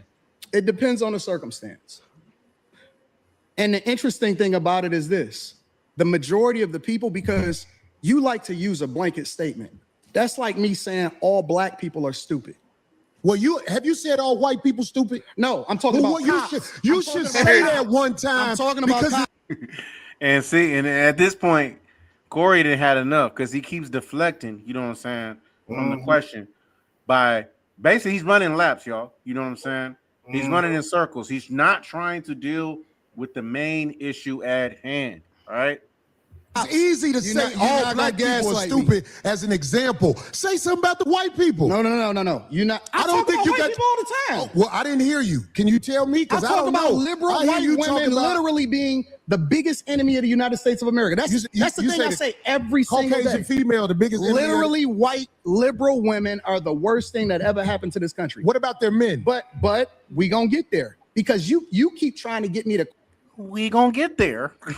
Qualify it by participating and joining in on the core. I think you're doing what's easy. No. I'm doing what's real. I think you don't want to go against them because if you go against them, it'll be some video of you going against them. And when I say them, I'm talking about your boss. I don't have a boss. We say that. We say that, but here's the truth. I don't have a boss. It's a reason you go after black males or black people quicker than you will go after white males. What are white males responsible for in this country as the downfall I'm an of equal it? accountability smoke giver. I talk about everybody. I'm just saying, I ain't heard you talk about white men since you've been up here. You ain't been listening. You ain't been listening. I've been listening to you. No, you haven't. I hear you taking you don't have the capacity to be able to listen because you're too busy. No. You got me wrong. You too busy. My capacity. All right. Insult to them. Capacity. I would reach over the table on his ass. So here's the thing. This is where Corey needed to see that this guy is trying to pull him into that energy. And that's what he was doing. He was pulling it because really Anton was talking crazy.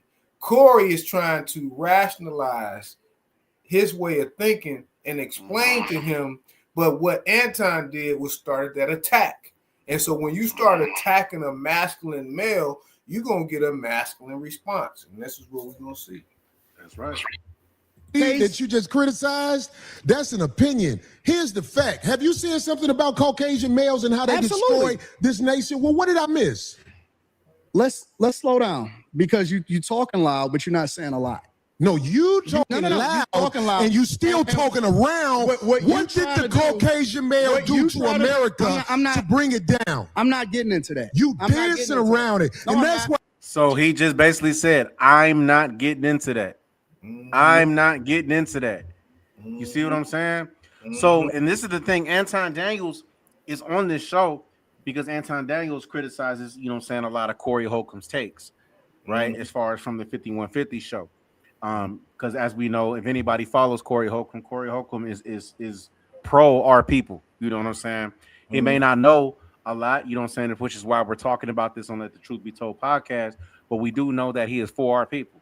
And so, you know, this is just an example of Anton dancing around. And then the truth came out after him dancing around, right? Since we've been going through this, right? The truth finally came out. He says, I'm not going to address that. You see what I'm saying? So at that point, it's just like as a man, you know what I'm saying, who's proud, you know what I'm saying, of who he is, right? Who actually can accept, right? And actually can recognize, right? And the experience of the struggle that our people have gone through, to be sitting there with somebody who's just going to basically say, hey, I'm not even going to address, right, the problems of other nations or a Pacific nation that has had their hand in systematic racism, you know what I'm saying? And also slavery. Nah, man, you know what I'm saying? At that point, you know what I'm saying? There's no point of even talking to you. You know what I mean? Right. Because you don't even love yourself at that point. You know what I'm saying? Mm-hmm. But it's crazy. I lose respect for you when you start dancing and kissing Caucasian males' ass. But I don't. Don't do that in front of me because I'm not an ass kisser of nobody. Yes, you are. You suck the dick of black people right now. You doing the easy shit. What you do, let me tell you what you do. Nah, let me tell you something, homie. I don't suck dick. Yeah, you do. Suck dick. Yeah, you do. So fix you doing that. it right now. I don't suck dick, homie. You doing it right now. Homie, believe me when I tell you. I don't do that. I don't do that. Listen. So don't come at me with no dick sucking shit. I'm gonna give. And for those of y'all who don't understand why Corey's, hold on, real quick before I push play. For those of y'all who, you know what I'm saying, and Phineas, you can relate to this too, you know what I'm saying, but not everybody can relate to the emotion that Corey has right now, you know what I'm saying. So if you haven't really been, you know what I'm saying, on national television, you know what I'm saying, or things of that nature, if you have not been on any type of major platform, you know what I'm saying, here in this captivity and things of that nature, right, then you won't understand the frustration that's coming from Corey, right? I can actually relate to this. You know what I'm saying? The frustration that he's presenting right now, right, is that you have 95%, you know what I'm saying, of people that are in these positions, right, dealing with the industry, have to make, you know what I'm saying, certain covenants, have to do certain things, you know what I'm saying, that are wicked, right? Certain sacrifices, certain rituals, right, that goes against, you know what I'm saying, not only the Most High and his standards, but also us as a man, you know what I'm saying, as manly standards, okay? And so when you hear certain things like that, and you know a lot of people, or you're surrounded by a lot of people who have partake in those type of things to elevate themselves to a certain position, and yet you have not done that, but you have worked and grinded, you know what I'm saying, authentically, right, without sacrificing, you know what I'm saying, your manhood, right, or your morals. Somebody saying something like this to you, you know what I'm saying, can definitely trigger you, right? So I just wanted to throw that out there because Hey, that's I'm very not gonna important lie. for y'all to understand. I'm not Go gonna ahead. lie. The minute you start talking about Right. what's the fellatio, Right. and you try to point the finger, hey, this interview is over. This Yeah. podcast and this debate is over. As a matter of fact, people about to start seeing me put these hands and feet on you and all this table and them bushes in the background, them paper. Oh, girl, going to stood up and got out the way. Everything about to start moving right now. And you know, and you know what, and I will co-sign that and say at this point in time, what Corey should have probably did was say, hey, you know what, it's time for you to go. Interview over with. We Time done to with the go. conversation. It'd have been one of these moments. You gotta get out of here. It's time to Here we go. go. Here we go. So check this out. We about to wrap this up on this video, but let's just play this last part, and then we're gonna get into some other stuff that's also important that lines up right with what this discussion is about. So as we see, guys, it's getting heated. All right, check this out. Remember, we seen what Corey said. Right, do not associate me with any type of backdooring activity. Right, or as Dave Backdooring. Chappelle, right, or as Dave Chappelle would say, right on his show back then, do not associate me with any nigger. Right? Here we go. You the same Let's energy switch you give me. seats. Let's switch seats. Let's switch seats. I'm with it. Homie, I don't do no dick sucking Hear shit. me?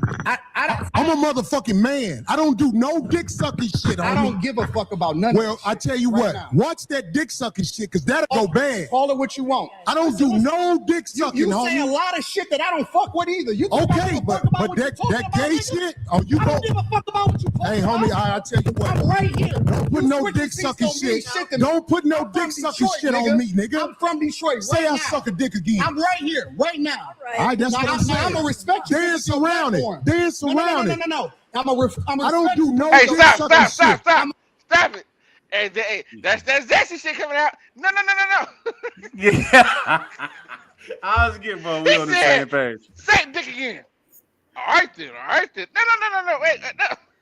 Yeah, he showed it. And notice he ain't said it either. Hey, After that, it hey, ain't come out his bro. mouth, bro. Hey, man. He 'Cause at this straight. point, Corey didn't gave him a warning, like, bro, you say this again about me associating with me. No, Now I'm quarter. this close No, to you, I'm gonna if fire it on you. fly out your, hey, it'd have been like Claude and Ray. If I just hit, I'm gonna whoop your ass. And he did one But of them see, moments. here's the point that I wanted to engage in, and we had this conversation before we started the show. This guy Anton baited Corey into this discussion. So when you have a podcast, when you have a show, when you bring people on, you gotta understand, be aware of when people use baiting tactics to get you off your square. And that's exactly This is something that I've learned, you know what I'm saying, Elder. You know what I'm saying? That's why this is like a reflection of me watching Corey. You know what I'm saying? We talked about this earlier. And I ain't mean to interrupt, but I gotta throw that out there. You know what I'm saying? Is that a lot of people like to, you know what I'm saying, what you would call clout chase, right? Because they don't know how to authentically, you know what I'm saying, build up their own, you know what I'm saying, or gather their own type of following and things of that nature, right? Which is not what we're in this to do anyway, right? We're in this to bring people back to the Most High, you know what I'm saying, and recognize themselves as true Yasharala, right? But you got a lot of people that have that clout chasing type mentality. Then they'll see another brother, you know what I'm saying, or what somebody else is doing, try to leech onto them, right? Try to find something small or whatever it is that they may disagree with, you know what I'm saying, to try to elevate their platform, but they got an ulterior motive. They got to, you know what I'm saying, something they, you know, that they trying to do. And so you got to, like Elder said, y'all, you got to be able to realize these things, right? That a lot of people are just trying to bait you into, you know what I'm saying, something like this. And so, you know, I know for me, something that I've learned is that I'm real passionate about what the Most High says, you know what I'm saying? And everything as far as what his word says. I'm very passionate about that. Very passionate about not adding to the word and coming up with my own phrases and things of that nature. And so a mistake that I made is I should have been able to see that from a distance. Like, oh, people just coming up with their own phrases and things of that. I can't, they just add into the word. I can't find this in the Torah. You know what I'm saying? There's no point in me having this discussion or conversation whatsoever. You know what I'm saying? It's just bait tactics because I know me at the end of the day. You know what I'm saying? I only like dealing with real people. I present myself, the way I present myself online is the way I am in real life, you know, but not everybody's like that. And so, you know, it's funny how, you know, that this situation, as we're watching this, we're reacting to this, took place literally a few days ago, right? It's blown up all over the internet and things of that nature.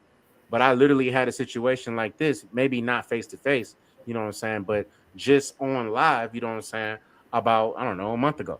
So, you know, the Most High has a funny way, you know what I'm saying, of showing you things, you know what I'm saying, on how to move, which is why the scriptures say, don't even answer a fool according to his folly, lest ye become just like him.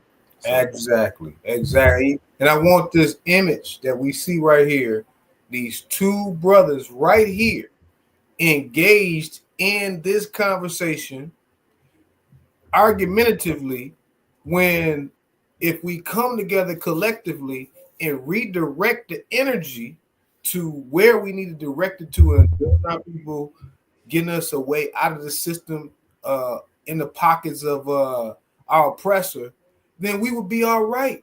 But this is the whole agenda. The whole agenda is to keep us divided on every single level, whether it be religion, politics, education, financially, socially. We divided, and we the only people on the planet that argue with each other about who we are. I said this several times. Show me another group of people on the earth that argue about who they are. Anton talking about he Christian. He got asked whether or not he was a black man. He said he Christian. Show me somebody else that respond like that. Right. Right. That's great. Great race of people. I ain't gonna lie. I've seen a lot of people respond like that. When I used to teach idolatry on the streets, I had to. right? And you know what I'm saying? You'll ask them like, hey, what's your nationality? I'm Christian, Presbyterian. But see, they say that to us.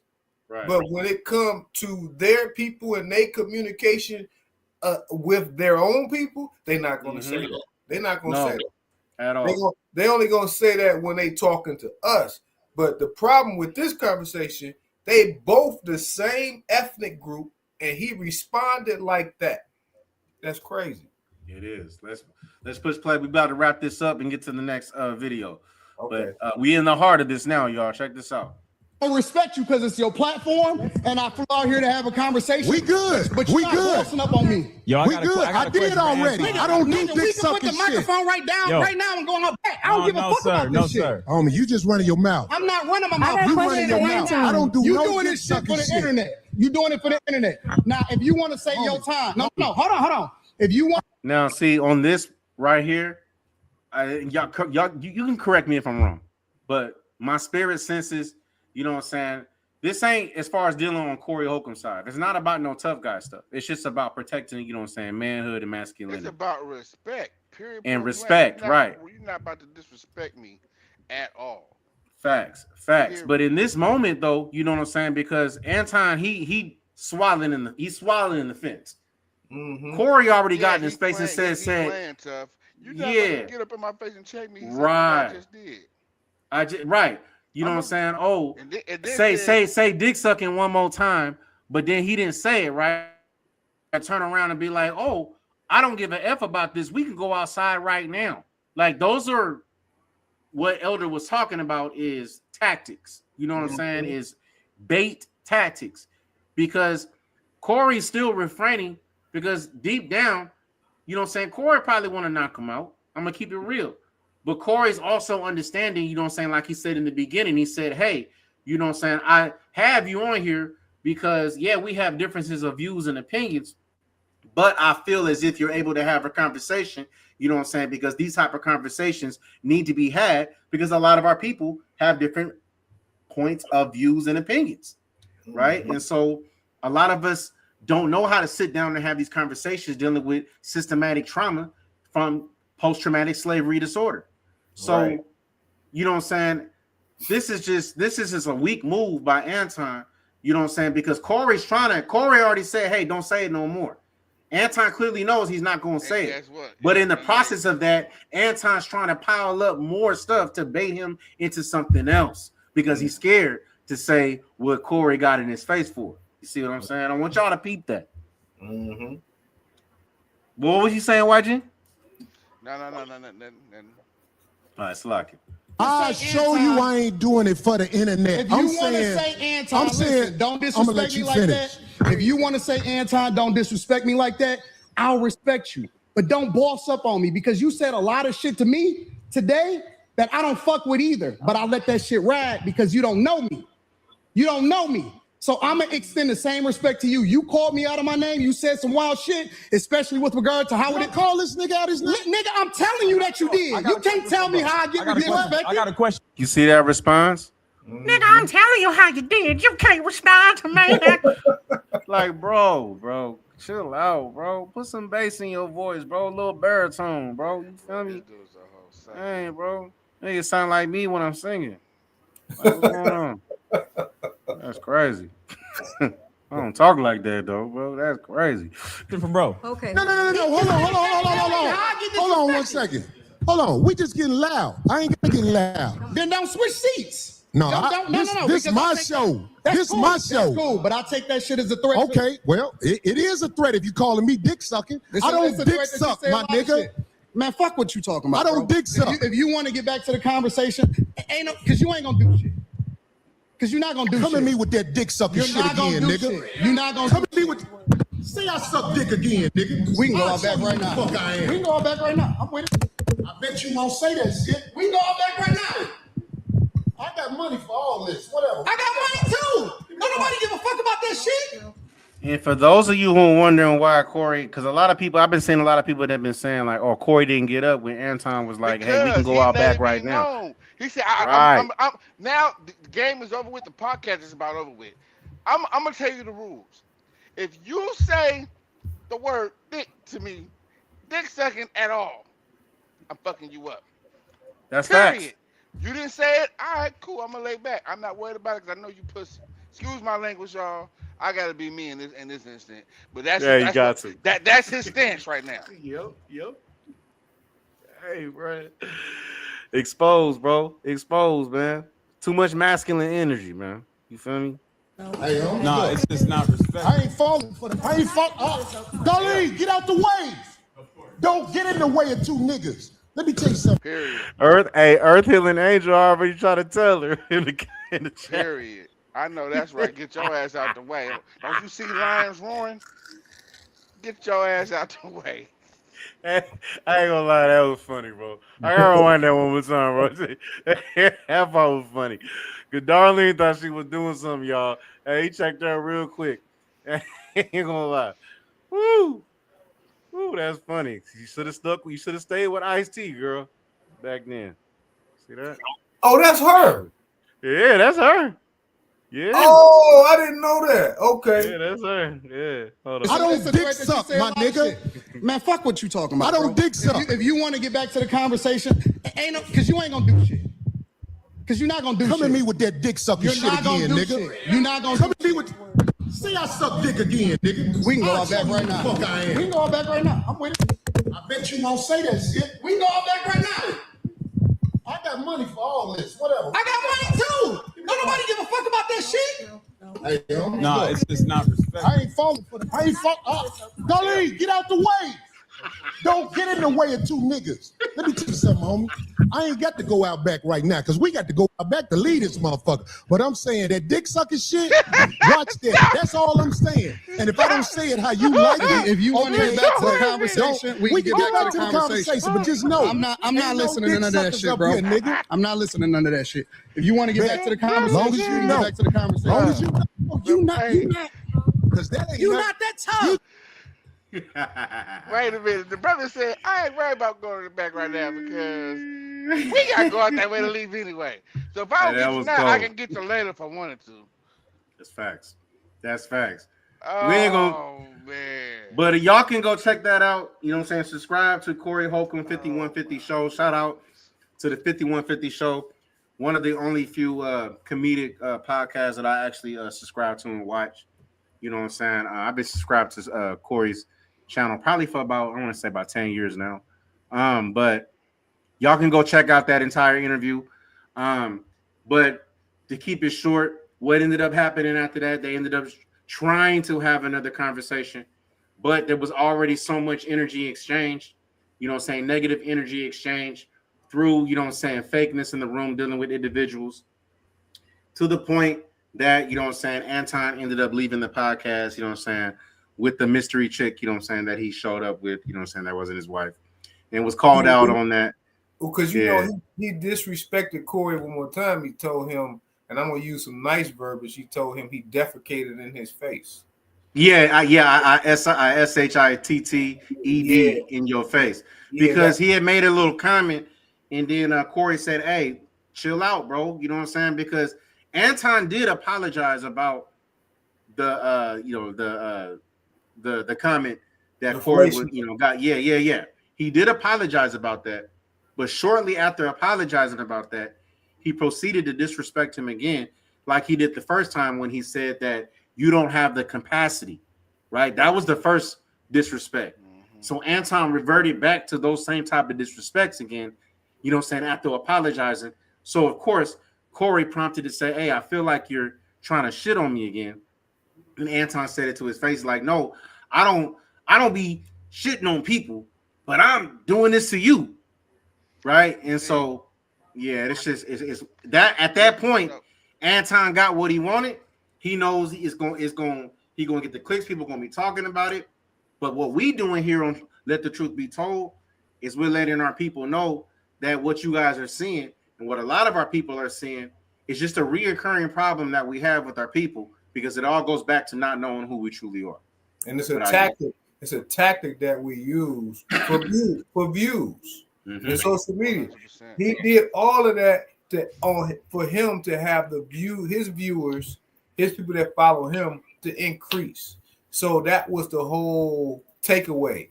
He knew what he was going to do before he came on the show. I believe Corey was really sincere in having a dialogue, but Anton, seeing his podcast before, he knew what he was going to do when he got there. Mm-hmm. Absolutely. Mm-hmm. That's fact. So check this out, y'all. Oh, go ahead, Phineas. And then I'll play this. Go ahead. I'm glad we're about to get to this, because as much as we attack each other, man, we have so much more we need to worry about than to be coming at each other behind some mediocre BS, man. That is crazy, bro. That really pissed me off in a sense, because I really feel that brother Corey, and you brothers know me for the most part, man. I'm not about to let nobody play with me. Nope. I don't care. I'm not doing no talking. I'm not trying to do no. The minute you disrespect me and you up close like that in person, like how Corey was, Corey really kept it cool because the cameras was rolling. Yep. I'm surprised he did. Honestly. He kept it. I don't even know if I'd have been strong enough to refrain myself. And see, this is why. And here, hold on. If that was Corey Holcomb, bro, from like early 2000s, bro, when he was doing the stand, it would have been hands and feet. Yeah, when he did the stand-up talking about, you know what I'm saying, the abortion, talk about the baby. Hey, it would have been hands and feet, bro. Well, what you about to say, Elder? I was gonna say, here's the lesson in all of it. The lesson is, if we allow our emotions to lead us, will find ourselves in a position, whether some fisticuffs, some other stuff, when we could have defeated the situation another way. Now, I'm the first to tell you, if it's something that's physical, that's in my face, I'm going to deal with it physically. But if it's something that somebody's saying to me and you didn't touch me, that doesn't warrant me to put my hands on you. But we got to know the bait and switch. We got to know how our buttons are pushed to be controlled. Because if we allow our emotions to be controlled, then we find ourselves in situations that's unbecoming. So as leaders and moving forward, dealing with our people, I'm all for when y'all say pick up the sword, I'll be the first one out there with you physically.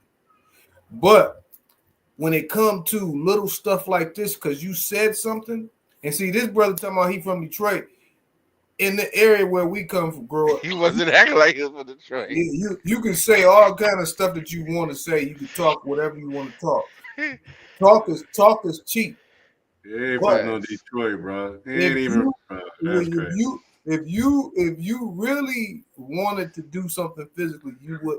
And I'm not advocating it, but you put your hands. That's where you put your hands, and then that's a whole nother situation. But you're not going to provoke me with your language. You're not going to provoke me that way. Right. Yeah. So I got a few videos on that Phineas YG sent me last week that I kind of want to go over some shorts. We're just going to kind of go through it.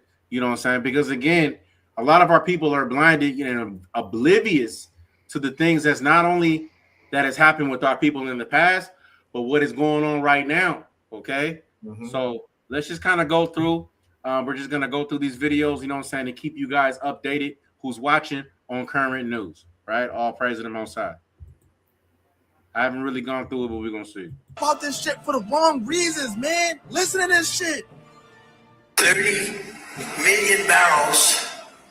I can't even, is that a correct number? 30 million barrels. You hear that, Peter? Of oil was given to us by Venezuela. That's a lot of oil. It's about $4 billion worth, and it's on its way to the United States. So we know how he just did this crazy play, right? Look at this. Do y'all know who this is, bro? The CEO of BlackRock? Y'all know that all these niggas in elites always is like talking to each other about this shit, bro. Peep. BlackRock and the United States hand in hand to tokenize oil by 2026. So I was doing my research on the blockchain and I came across this shit, USOR. And I went to the X page and seen tokenization of applications goes live February 1st. So then I did even more research and I went and seen what's going on. Look what the top voter says. Trump team. And the last time Trump was behind something crazy, 525 people became millionaires in the first 24 hours, bro. This shit literally just came out. The even crazier part, I seen that USOR is on the BlackRock shit. It's on their list. Y'all know I be finding them bangers, bro. And there's reasons why these people are doing what they're doing right now. It's really time for us to lock in, bro. I ate the super bag. Not financial advice, man, but this shit is going to go crazy. Wow! Bro! Wow.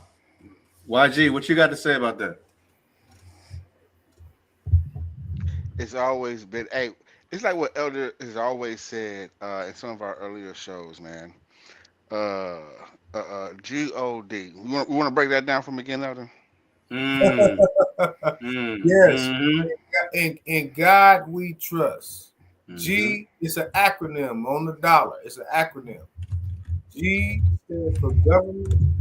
O is ordinances, right? And D is departments. So the government is controlled by ordinances and is regulated through the departments. That's the God you trust in when you use this US dollar that's on your screen. And for those that's not aware, we give our energy to this God, government, ordinances, and departments each and every day to sustain our life. So if you say that you're not serving other gods, I beg to differ. You are serving government, ordinances, and departments. You're paying taxes, You're getting your driver's license. You're doing all this other stuff that require you to sustain your life in this country. That's what you're doing. But what we're witnessing now is the fall and the demise, the start of the fall and demise of this God that we trust in. And we're gonna see it fall. And the question gonna be, what's your position when you praying to a God that can't save, when you out there keeping feast days and Shabbats and Christmas and Easter and all this stuff as though it's going to save you, when reality hit, that stuff is not going to save you. That for Shabbats and feast days, that's reserved for when we go back home. That's right. All That's this right. is going on over here in this country is in servitude to the God that we trust in. Period. You know, this lick that they just hit with this oil, they won't even have enough time to enjoy it. Right. For what's gonna happen, man. It's brewing up. You can read about it in the book of Jeremiah, my people. It's brewing. It's brewing up. That's right. So check this out. We're gonna play this too as well. Check this out. The real reason why World War III has already started and the shadow war has not been discussed by the media is because war in 2026 doesn't look like tanks rolling through cities. It looks like supply chains getting cut out. Here's what just happened, and this is why it matters. China has quietly asked its major tech companies to stop buying NVIDIA's H200 AI chips, not because the chips don't work, not because demand is weak, but because Beijing is deciding whether it will even allow access to them going forward. This isn't a trade dispute. It's a strategic freeze. This is a response to the invasion of Venezuela. And just last month, NVIDIA was cleared by the US to resume chip sales to China. NVIDIA ramped up production, expecting a surge in demand. And according to the CEO of NVIDIA, demand for the H200 chip in China was strong. Then suddenly, Beijing hits pause. Why? Because China's moving into war footing mode, just not the kind people expect. They're pushing domestic AI chips. They're trying to stop companies from stockpiling resource in modern warfare. This is what war looks like in 2026. Not bullets, semiconductors, not battlefields, balance sheets, and supply chains.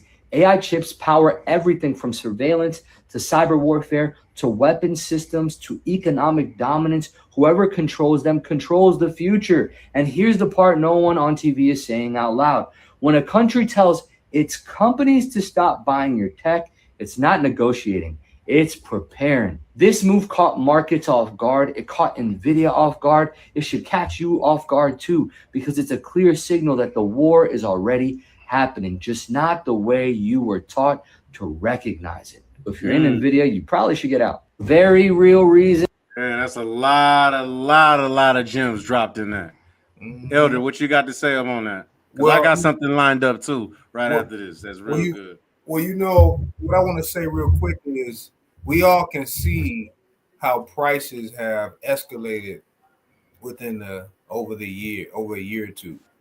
But I want y'all to pay attention to, I don't know if y'all have, but I have, within the last month, they have even escalated even more. And they have went up even more. So when other countries stop buying US-backed commodities or US-backed influence, then what has to happen is the US has to supplement the supply chain. The US has to supplement its spending to keep that image of us being at a certain level. But it comes at the cost of its so-called taxpayers. So when you go to the store, notice everything is even higher than it was from November. You know, just look at the price, and it's going to continue.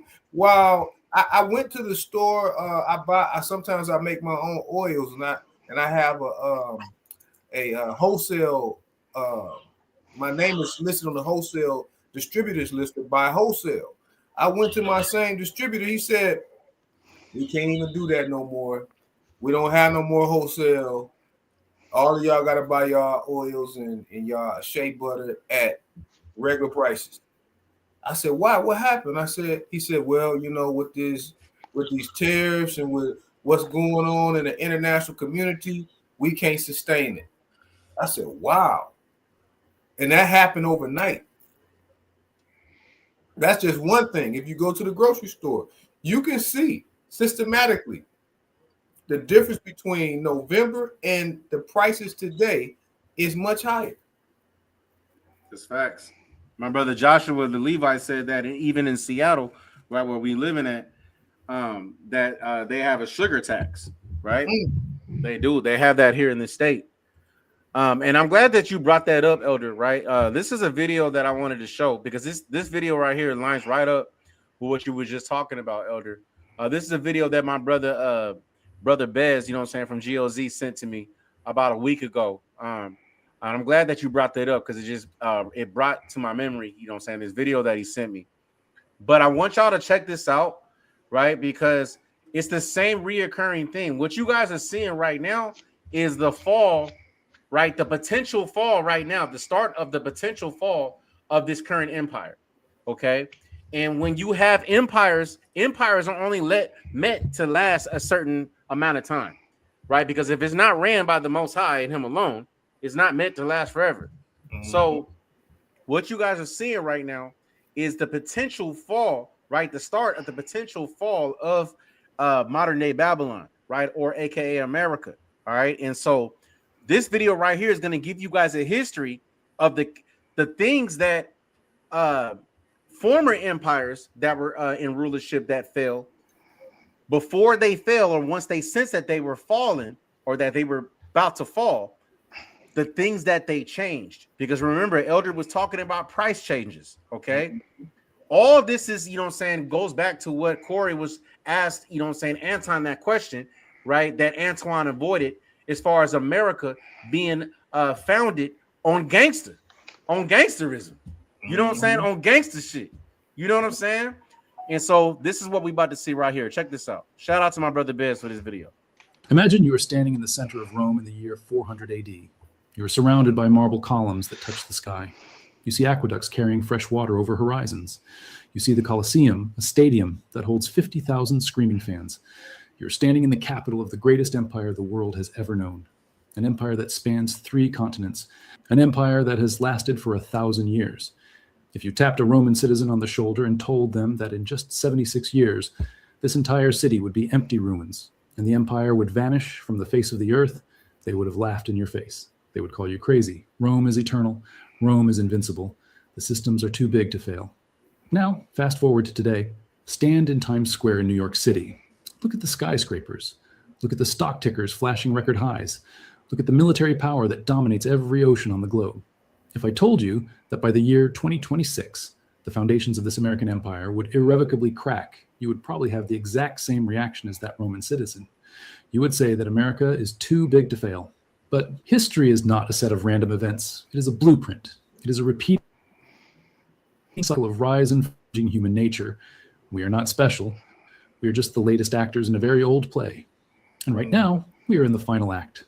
The scariest thing about the fall of Rome isn't that it happened.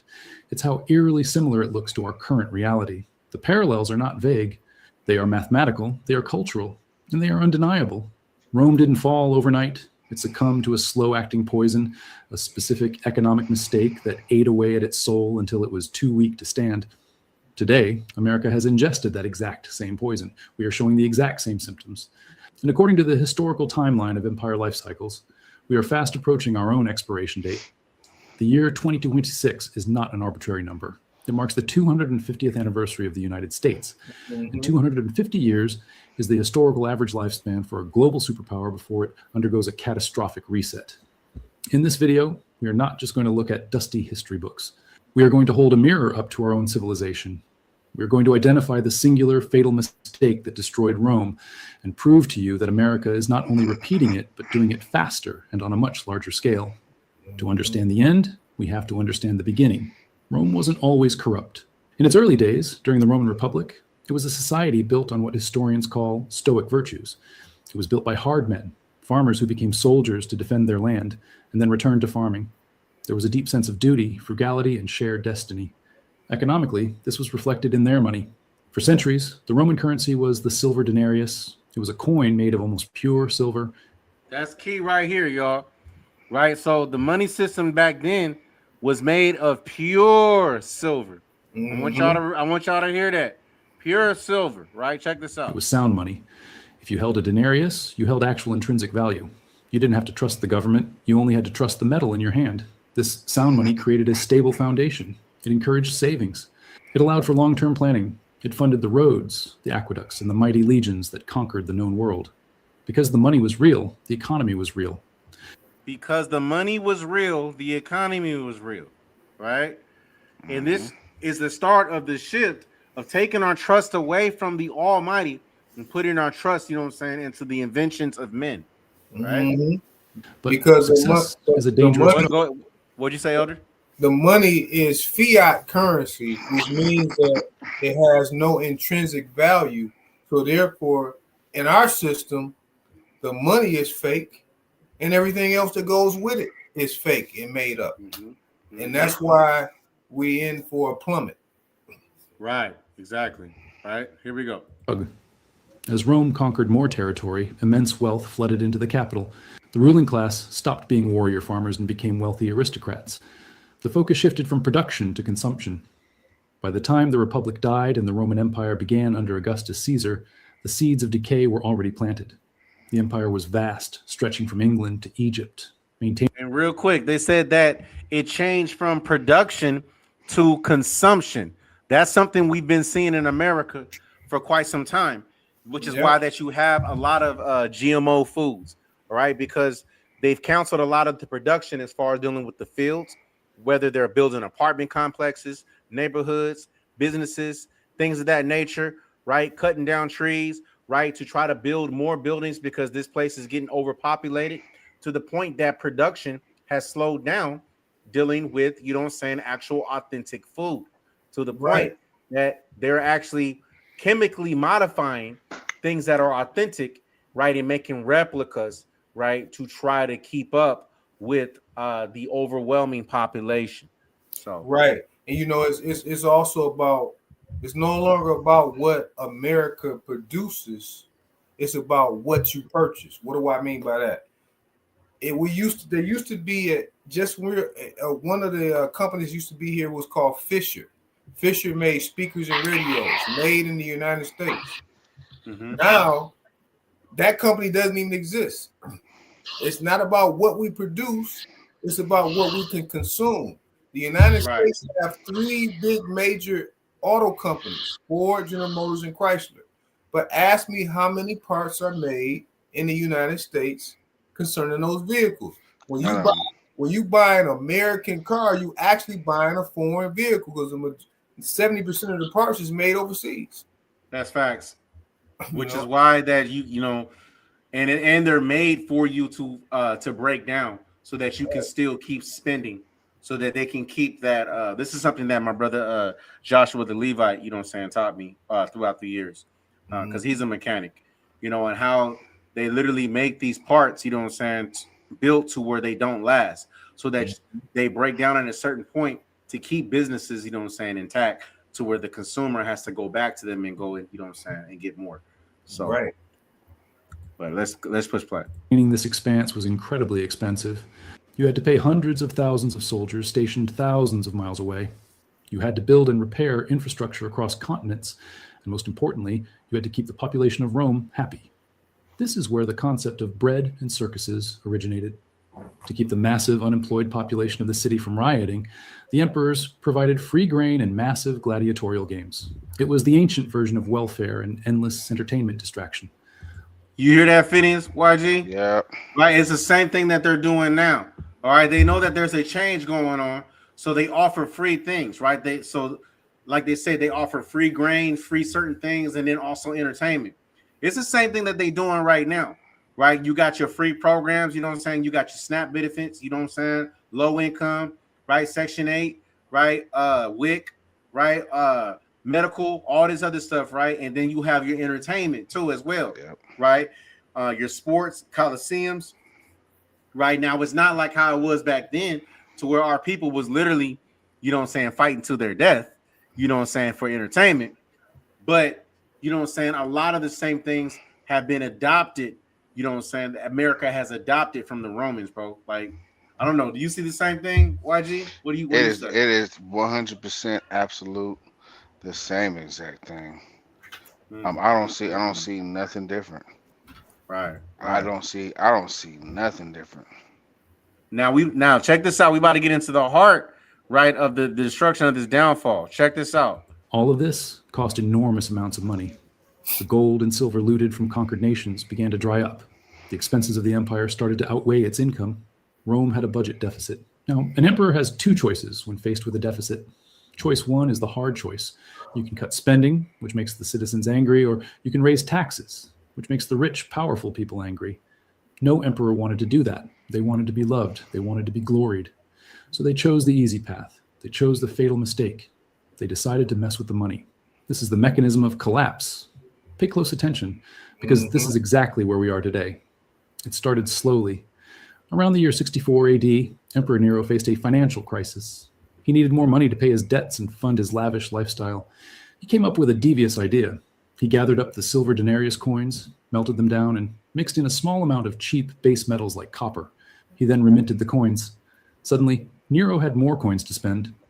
The new denarius looked the same as the old one on the surface. It had the emperor's face on it. It was officially declared to be worth the same amount, but in reality, it had less silver. It had less intrinsic value. This was the ancient version of money printing. Basically, GMO coins, y'all.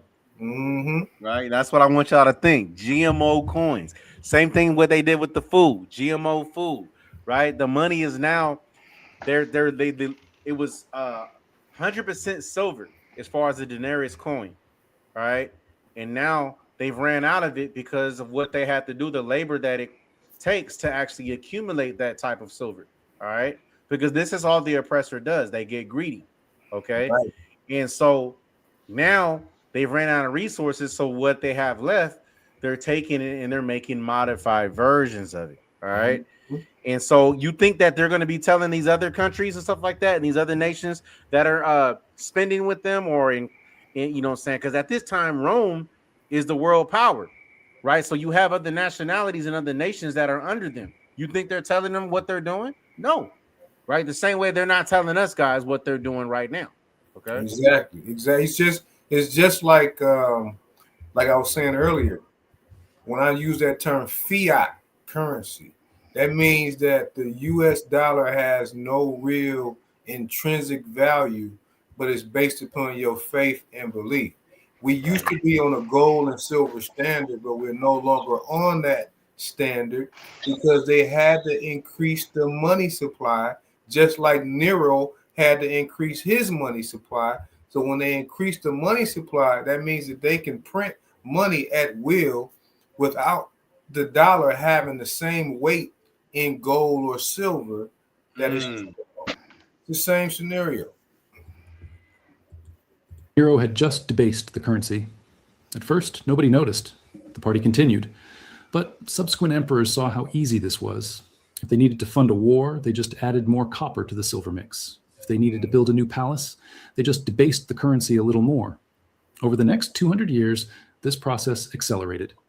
By the time of Emperor Marcus Aurelius, around 170 AD, the denarius was only about 75% silver. 50 years later, it was down to 50% silver.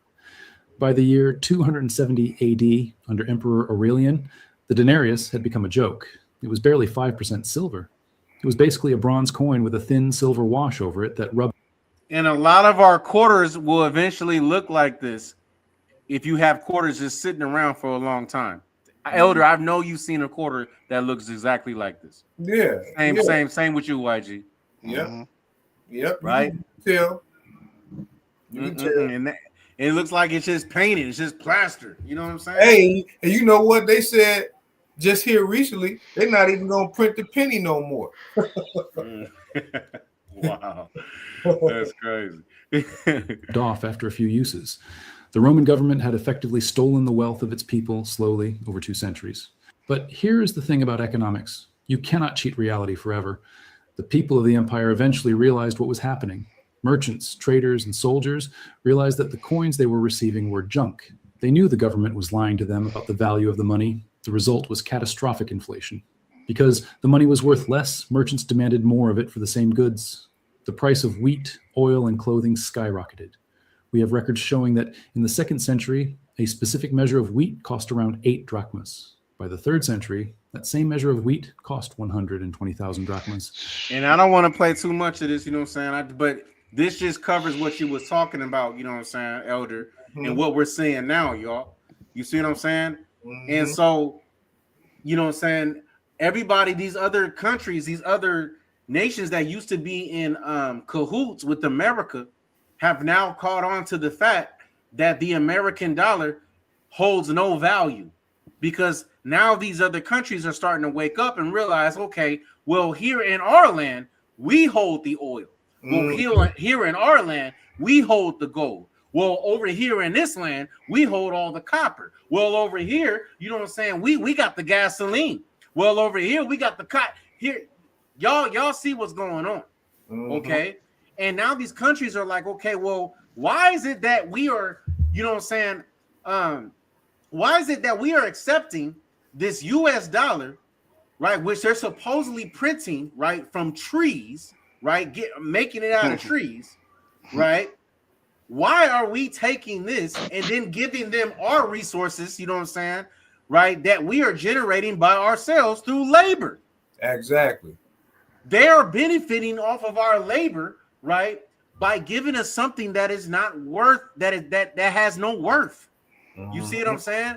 And so this is the repeated, this is why this video, you know what I'm saying, is pretty good, because it's showing, right, how long that we've been brainwashed, okay, to the point, right, that we see a dollar and we really think that it has some value. No, it has no value, right? The value comes in what we do with our labor, what we do with our hands, what we do, you know what I'm saying, with our works. That's where we are able to see our fruits. You understand? But what the oppressor has done, he's replaced, right, the work of your hands, right, as far as like the reward that you receive for that, he's replaced it with money. Right. So if YG was to wake up tomorrow, right, and say that, you know what, I don't want to go, you know what I'm saying, I don't feel like driving trucks delivering, you know what I'm saying, to all these cities. You know what I want to do tomorrow?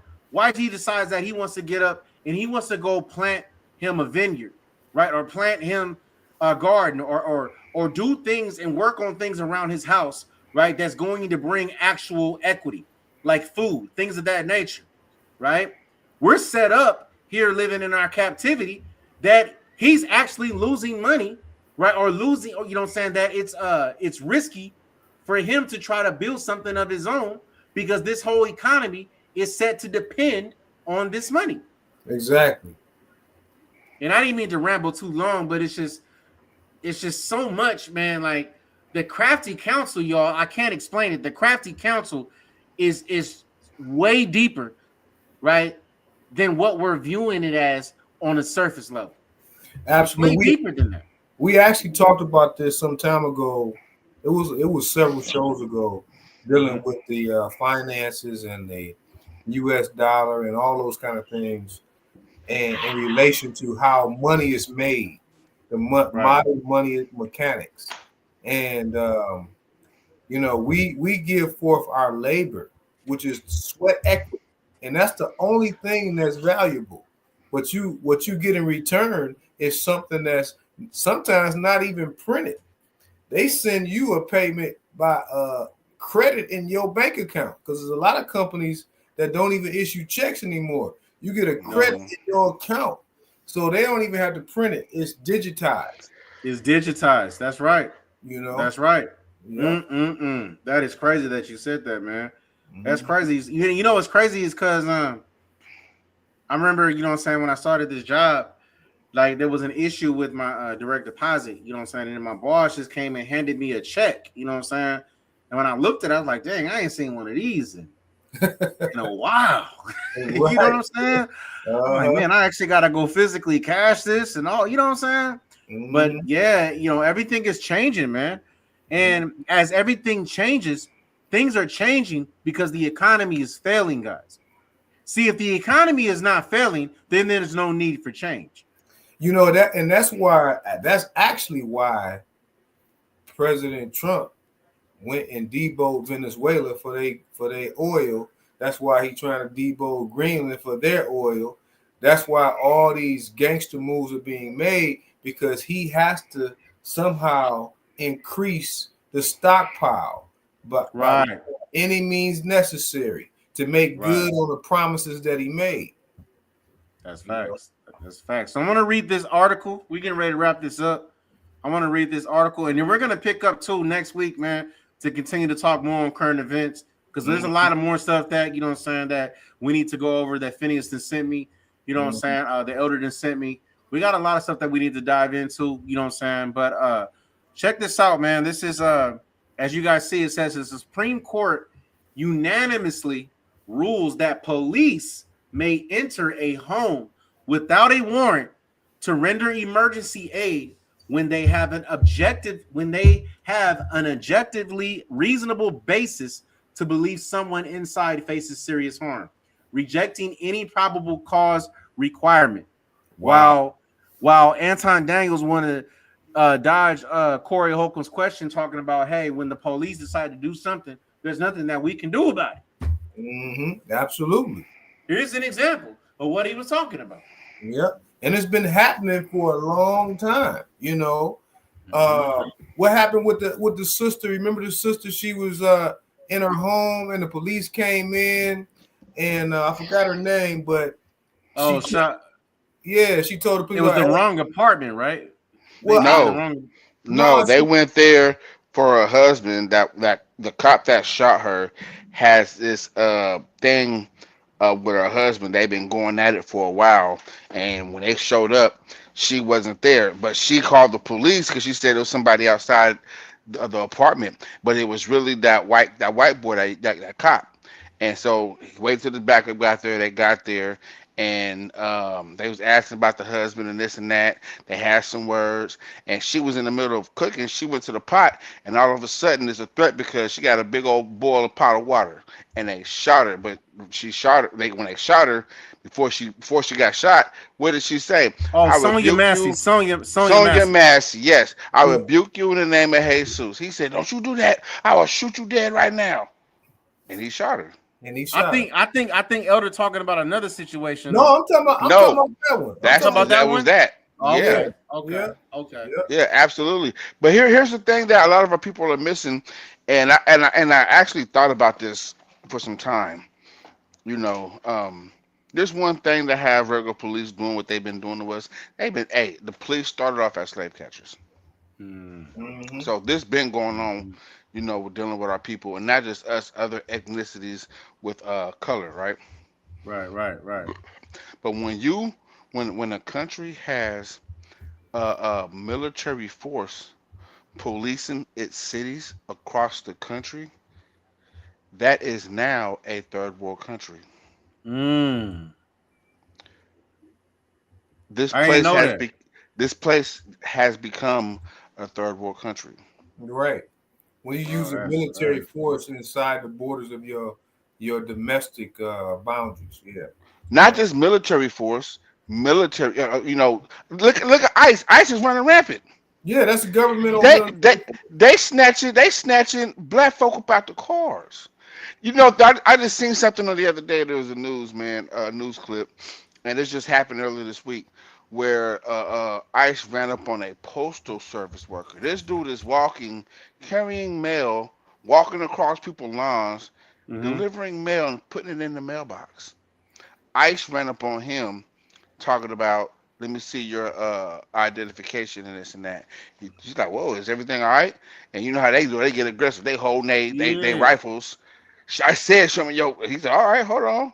Pulled out his ID. He said, do you got anything else other than that? He said, well, what do you want? A social security card? Do you have a birth certificate? He said, I don't have that on me right now, man. I'm at work. He said, then they said impersonating a postal worker. Yeah, because I was getting ready to say, bro, what else she gonna say? Crime. Bro, this nigga is walking around, right, with people's mail. of I could, U.S. citizens, bro. man, I You could have not. to be a citizen. Okay, so they really said. I was about to say that's really what they said after that. I could You're not posing believe, as a and I, fake hey, postal you worker. you guys can go Google and look it up. It will pop up. I literally Wow, just saw this, that's man. wild. But you know what? Again, look. First off, this is another reason how you know this is a third world country, man. And this country is on the bottom of everything. Our technology ain't even up to par, man. You know, Oh I'm no. seeing video clips of people going to go visit Japan and how clean their streets are, bruh, and all the technology and stuff that they have over there, bro. Same thing with China. You know, their technology game is off the charts. You hear Hey, me? bro, we've been seeing that a long time ago. Phineas YG, when we was growing up, bro, with Nintendo, bro, we know the best games with the graphics was Konami and all those Asian, you know what I'm saying, companies, Yeah, you know what I'm saying, with their graphics, bro, you know what I'm saying, with the 16-bit. So they been up to par, you know what I'm saying? 100%. And I totally agree with you. You said the key thing, like how clean they streets are, right? Because you know what I'm saying? Hey, they not. Hey, Kim Jong Un, he ain't playing no games, bro. You know what I'm saying? Them Japanese, they ain't playing no games either. Oh, they You know what I'm not. saying? But hey, let me Yeah. tell my people what time it is, though. This clip that you about to play right now, this is Mm-hmm. what time it is. Go ahead and play that. That's right. That's right. Remember what not only what we about to watch, but what Corey said. Like the real, you know what I'm saying, the real hitters, you know what I'm saying, for our people, you know what I'm saying, they kind of trapped right now. But once they wake up and rouse up, you know what I'm saying, it's gonna be about action, bro. Exactly what we see in tonight.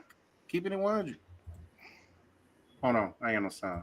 Here we go. I put a hole in their chest the size of no ICE agent ever run up on me. I guarantee you they won't. I put a hole in their chest the size of a window. Safe line repair, safe line replace. That's what's gonna happen. They touch me.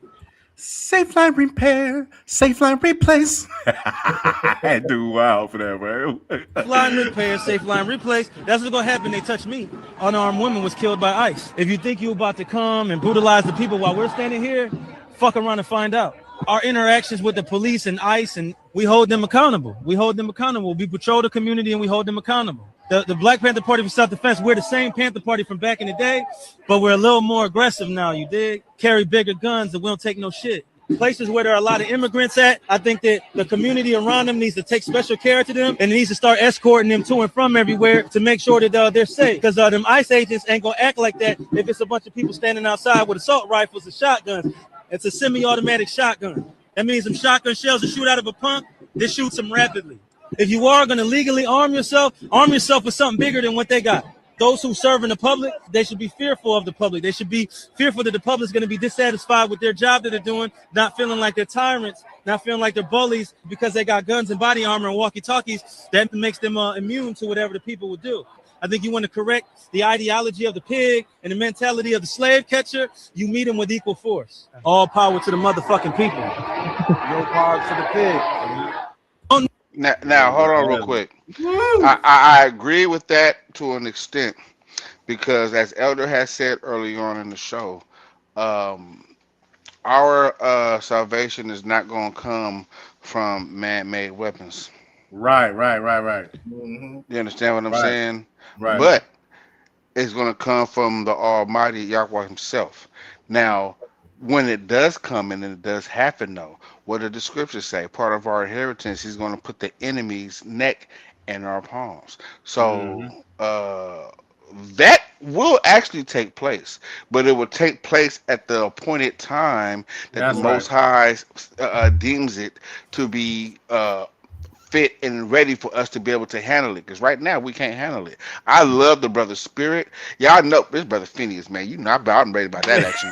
Hey man, hey y'all know y'all know I'm about that. You know what I'm saying? But at the end of the day, though, I also am smart enough to know I can't just go off my own merit.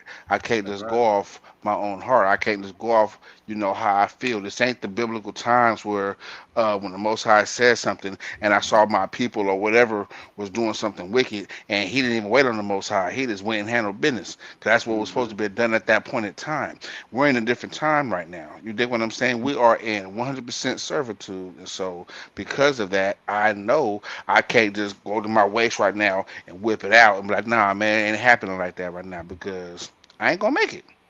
You dig what I'm saying? And so, hey man, I agree with him, but I disagree with him at the same time. That's real. Hey, that's respect, bro. That's respect. And honestly, you know what I'm saying? The same thing with the Bible. You know what I'm saying? Same thing with the Torah and the Tanakh. He agrees but disagrees because it has to be on the Most High's timing. We see this in Jeremiah 51 and 20. You know what I'm saying? As far as how he's going to use Yasharallah as his battle axe, right? And weapons of war, right? To break and tear down kingdoms, okay? But in order for that to happen, it takes all of us. It takes for Judah to be roused up first. You understand, being that chief tribe, right? As far as what is written, and then it takes for that righteous remnant to be sealed. There's a lot of things that have to take place, right? We got to see World War III, right? We got to see, you know what I'm saying, rumors of wars, things like that, stuff like that we're seeing right now, right? And so, what we're telling y'all for who's watching, you know what I'm saying, we appreciate y'all that's been rocking with us for about 2 hours and 30 minutes. We about to wrap this up, right? But the key thing, right, dealing with this episode, y'all, that we want y'all to learn, right, is that we gotta be more about action, right? If we say that we're Yasharallah, we gotta show that with our actions, man. How we move, how we walk, how we deal with one another, how we talk amongst each other, you know what I'm saying, as brethren, whether we have disagreements, whether we agree, right? We still have to move accordingly, you know what I'm saying? And if you have questions on how to move accordingly, it's right there in the Torah and how we're supposed to deal with one another, you know what I'm saying, as brethren, okay? So there's a lot of things that have to take place in order for us to be established, you know what I'm saying, as a nation, like having to go through the wilderness, right? This second wilderness. And a lot of times, a lot of our people get a little, you know what I'm saying, misconstrued as far as dealing with the second wilderness. But we're going through our second wilderness right now as we speak. Absolutely. You understand? Absolutely. Because there's a lot of division amongst our people, the same way that we had division, you know what I'm saying, when we came out of Egypt, right, in hopes to go to the promised land, right? Division comes with difference of opinions, right, egos, things of that nature. And all these things can be distractions, man, and can distract you from the goal, which is us making it back to our land. So go ahead, White. I don't mean to cut you off, man, but real quick before Elder take the floor, let's just put it out plain. He about to pull the scripture, and Elder gonna break it down. Nah. We got Nah. I'm not going to the scripture, man. We're just gonna give them to him straight truth, man. Just straight up across the board, man. What has to happen right now? What we're seeing everything brewing. But to be honest with you, even though all the killing and stuff we've endured from the heathen and the things that we've done to ourselves, honestly, is real slight compared to what the Most High has in store. Come on, that's facts. You know, it says that his people will be like a woman to travail. That means like a woman giving birth. Now, I'm a man. I don't know what that feels like, but I've seen it, and it don't look too pretty. No, you understand what I'm saying? And we're gonna be groping our stomach from hunger and everything, man. We're gonna be like, it's gonna get bad. I've actually delivered, bro. That's crazy. Wait. Listen. I'm not talking like today's. Excuse my example, but it's the best way I can put it. I'm not talking about like today's being homeless bad. Imagine being homeless, and it's like 3 times worse than that. That's what's going to happen for us to get tired enough to be able to call on the Almighty, for Him to hear us, for something to change. And that's what the scriptures say. It said, like a woman unto travail. Think about that. So the things that we've been going through and the things that we've done to each other, yeah, it's bad, but honestly, man, it's slight compared to what the Most High got in store for us. Right now, what's going on ain't even it's about us, but it's not about us. It ain't our fight, it ain't our party, it ain't none of that. We're supposed to just be sitting back and just waiting, because whatever's going to happen is going to happen. People, we could say, oh, it's China, oh, it's Russia. Well, America been doing this. None of that matters. We just have to wait for it to happen.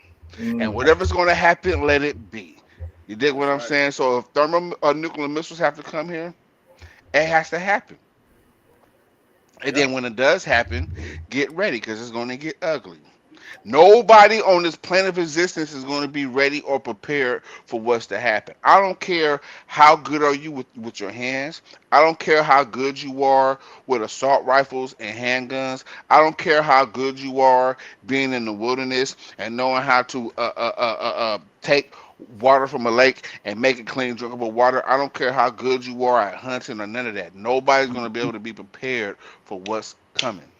That's right. So until we learn to rely on the Almighty or power and strength, you know what I'm saying? The great I am, the great Yohei Wahe, the great Yahweh, it ain't happening. That's facts. Go That's ahead, Elder. facts. I know you about Nah, to hit us with it. I say, no, that was heat you just dropped. Yeah. I say we end on that. We don't never let Phineas drop the heat. We always let Elder drop the bombs. Well, let's let the chat decide.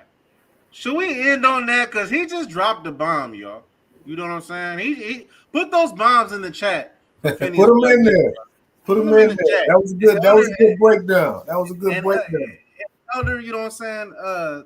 Lead us out, man. Hey, you know, I'm just going to say this. It's time for us to realize that the baton is in our own hands. We got a lot of people that we read scriptures, we study scriptures. People go on a so-called Shabbat, study scriptures throughout the week, whatever the case may be. When are you going to wake up and be what you're reading? When are you going to go and declare in man's system while you still have the ability to show yourself approved to Yah and man that you Yasharala? We will say, oh, well, you know, hey, y'all know who I am. No, I beg to differ. Until you declare it, until you say you are whatever the system dictated to you that you are. Like, for example, Anton saying on that podcast that he Christian. But I guarantee you his license don't say that. No. His birth certificate don't say that. His passport don't say that. Because that's not a placeholder for that kind of terminology. Right. You know, so it's time for us to exercise the power that we have in our hands to declare who we are. We've been saying that for a long time. It's time for that momentum to move forward, not just here in the United States, in the Caribbean, whoever our people are still in El Kibalan. It's time for us to disconnect with the characteristics that's been given to us about who we are. What do I mean? Jamaicans say they Jamaican. Haitians say they Haitian. Cubans say they Cuban. And we all been those kind of people, of those ancestors that come from El Kibalan that have the Hebraic background. When are we going to declare who we are as a nation of people? On the record. We declare everything else on the record. We say, hey, I don't have to do that. You know, y'all might know who I am, but in man's system, you something else. That's right. Right. You know what I'm saying? So we gotta, if y'all gonna be about it, y'all gonna represent the Almighty, do it for real and start playing. The Almighty not playing. We in a time period where the games is over with. We watching it, we here looking at it center stage. But when are we going to take the mantle in our hands and do it? Because our ancestors can't do it. It's on you. So I end it by saying, take responsibility. Humble your uncircumcised heart. Accept your punishment. Take responsibility. Declare your nation. Realize that Yahudah has to declare the nation. And it's time for us to rise. It's time for us to emerge from the thickets, to declare our Shemitic bloodline, Hebrew ethnicity, and our nationality, and above all, make the connection that your divine connection is within the conscious. The I am that I am is that I am in you. And you have to be as I am. But we steady being everything else on the planet. So it's time for us to awaken, my family. So I'll leave y'all with that. And, you know, let us continue to grow, move, and if anybody got a platform that we need to get on, I'm ready. Inbox me. I put my email in there before. If you don't have it, I can do it again. We not holding back. Whatever thus saith Yah put upon the lips to utter today, it's time to speak it. Just like the Almighty gave the utterance to Ezekiel to prophesy to them dry bones and say, shall these dry bones live? And he said, thou knowest. And the Almighty told him to prophesy to these dry bones so that they may live. This is why we have the Let the Truth Be Told podcast to speak what thus saith the Almighty in this day and time so that we can rise to the occasion. If we don't believe that, what we going to do? All right, sorry. Hey, real quick. 100%. This is Let the Truth Be Told podcast, man. This is sponsored by the United Nation of Yasharala, man. You guys go to the website, check out. We got so much information up there, y'all. Bro, we even got our own flag. Y'all see that flag behind there, man? We even have our own flag, y'all. You know what I'm saying? So as elders telling y'all to declare your nation, man, go to the website, man. This is your nation. You know what I'm saying? And see what you can do. As a matter of fact, we're looking for people. We're looking for our brothers and sisters who are ready to step up, who are ready to help bring change to for our people, to help invoke the name of the Almighty, man, to help show them that we're ready. Absolutely. Right. And I'm glad you said that because we revamping the website right now because it used to say the United Nation of Israel, but we're changing to the United Nation of Yasharala. And so, and we're calling for all our people to come forward to put their hands to the plow. We need our young people. We need to come forward and stand forth and stand on what the Almighty brought you forward to be in this day and time. Hallelujah. Well, that's going to do it for another episode of Let the Truth Be Told podcast, man. We appreciate everybody that's been rocking with us in the chat for the last few hours, man. A lot of information brought out, a lot of breakdowns, a lot of opinions, you know what I'm saying, and a lot of facts based off the Torah, you know what I'm saying, and the Tanakh, man. I love y'all. Love you, Elder Shemaiah. Love you, you know what I'm saying, Phineas YG, you know what I'm saying. He really to go with it, you understand? This is another episode, man. We appreciate everybody. Catch us next week, you know what I'm saying? We're going to be right back with it with another episode of Let the Truth Be Told podcast.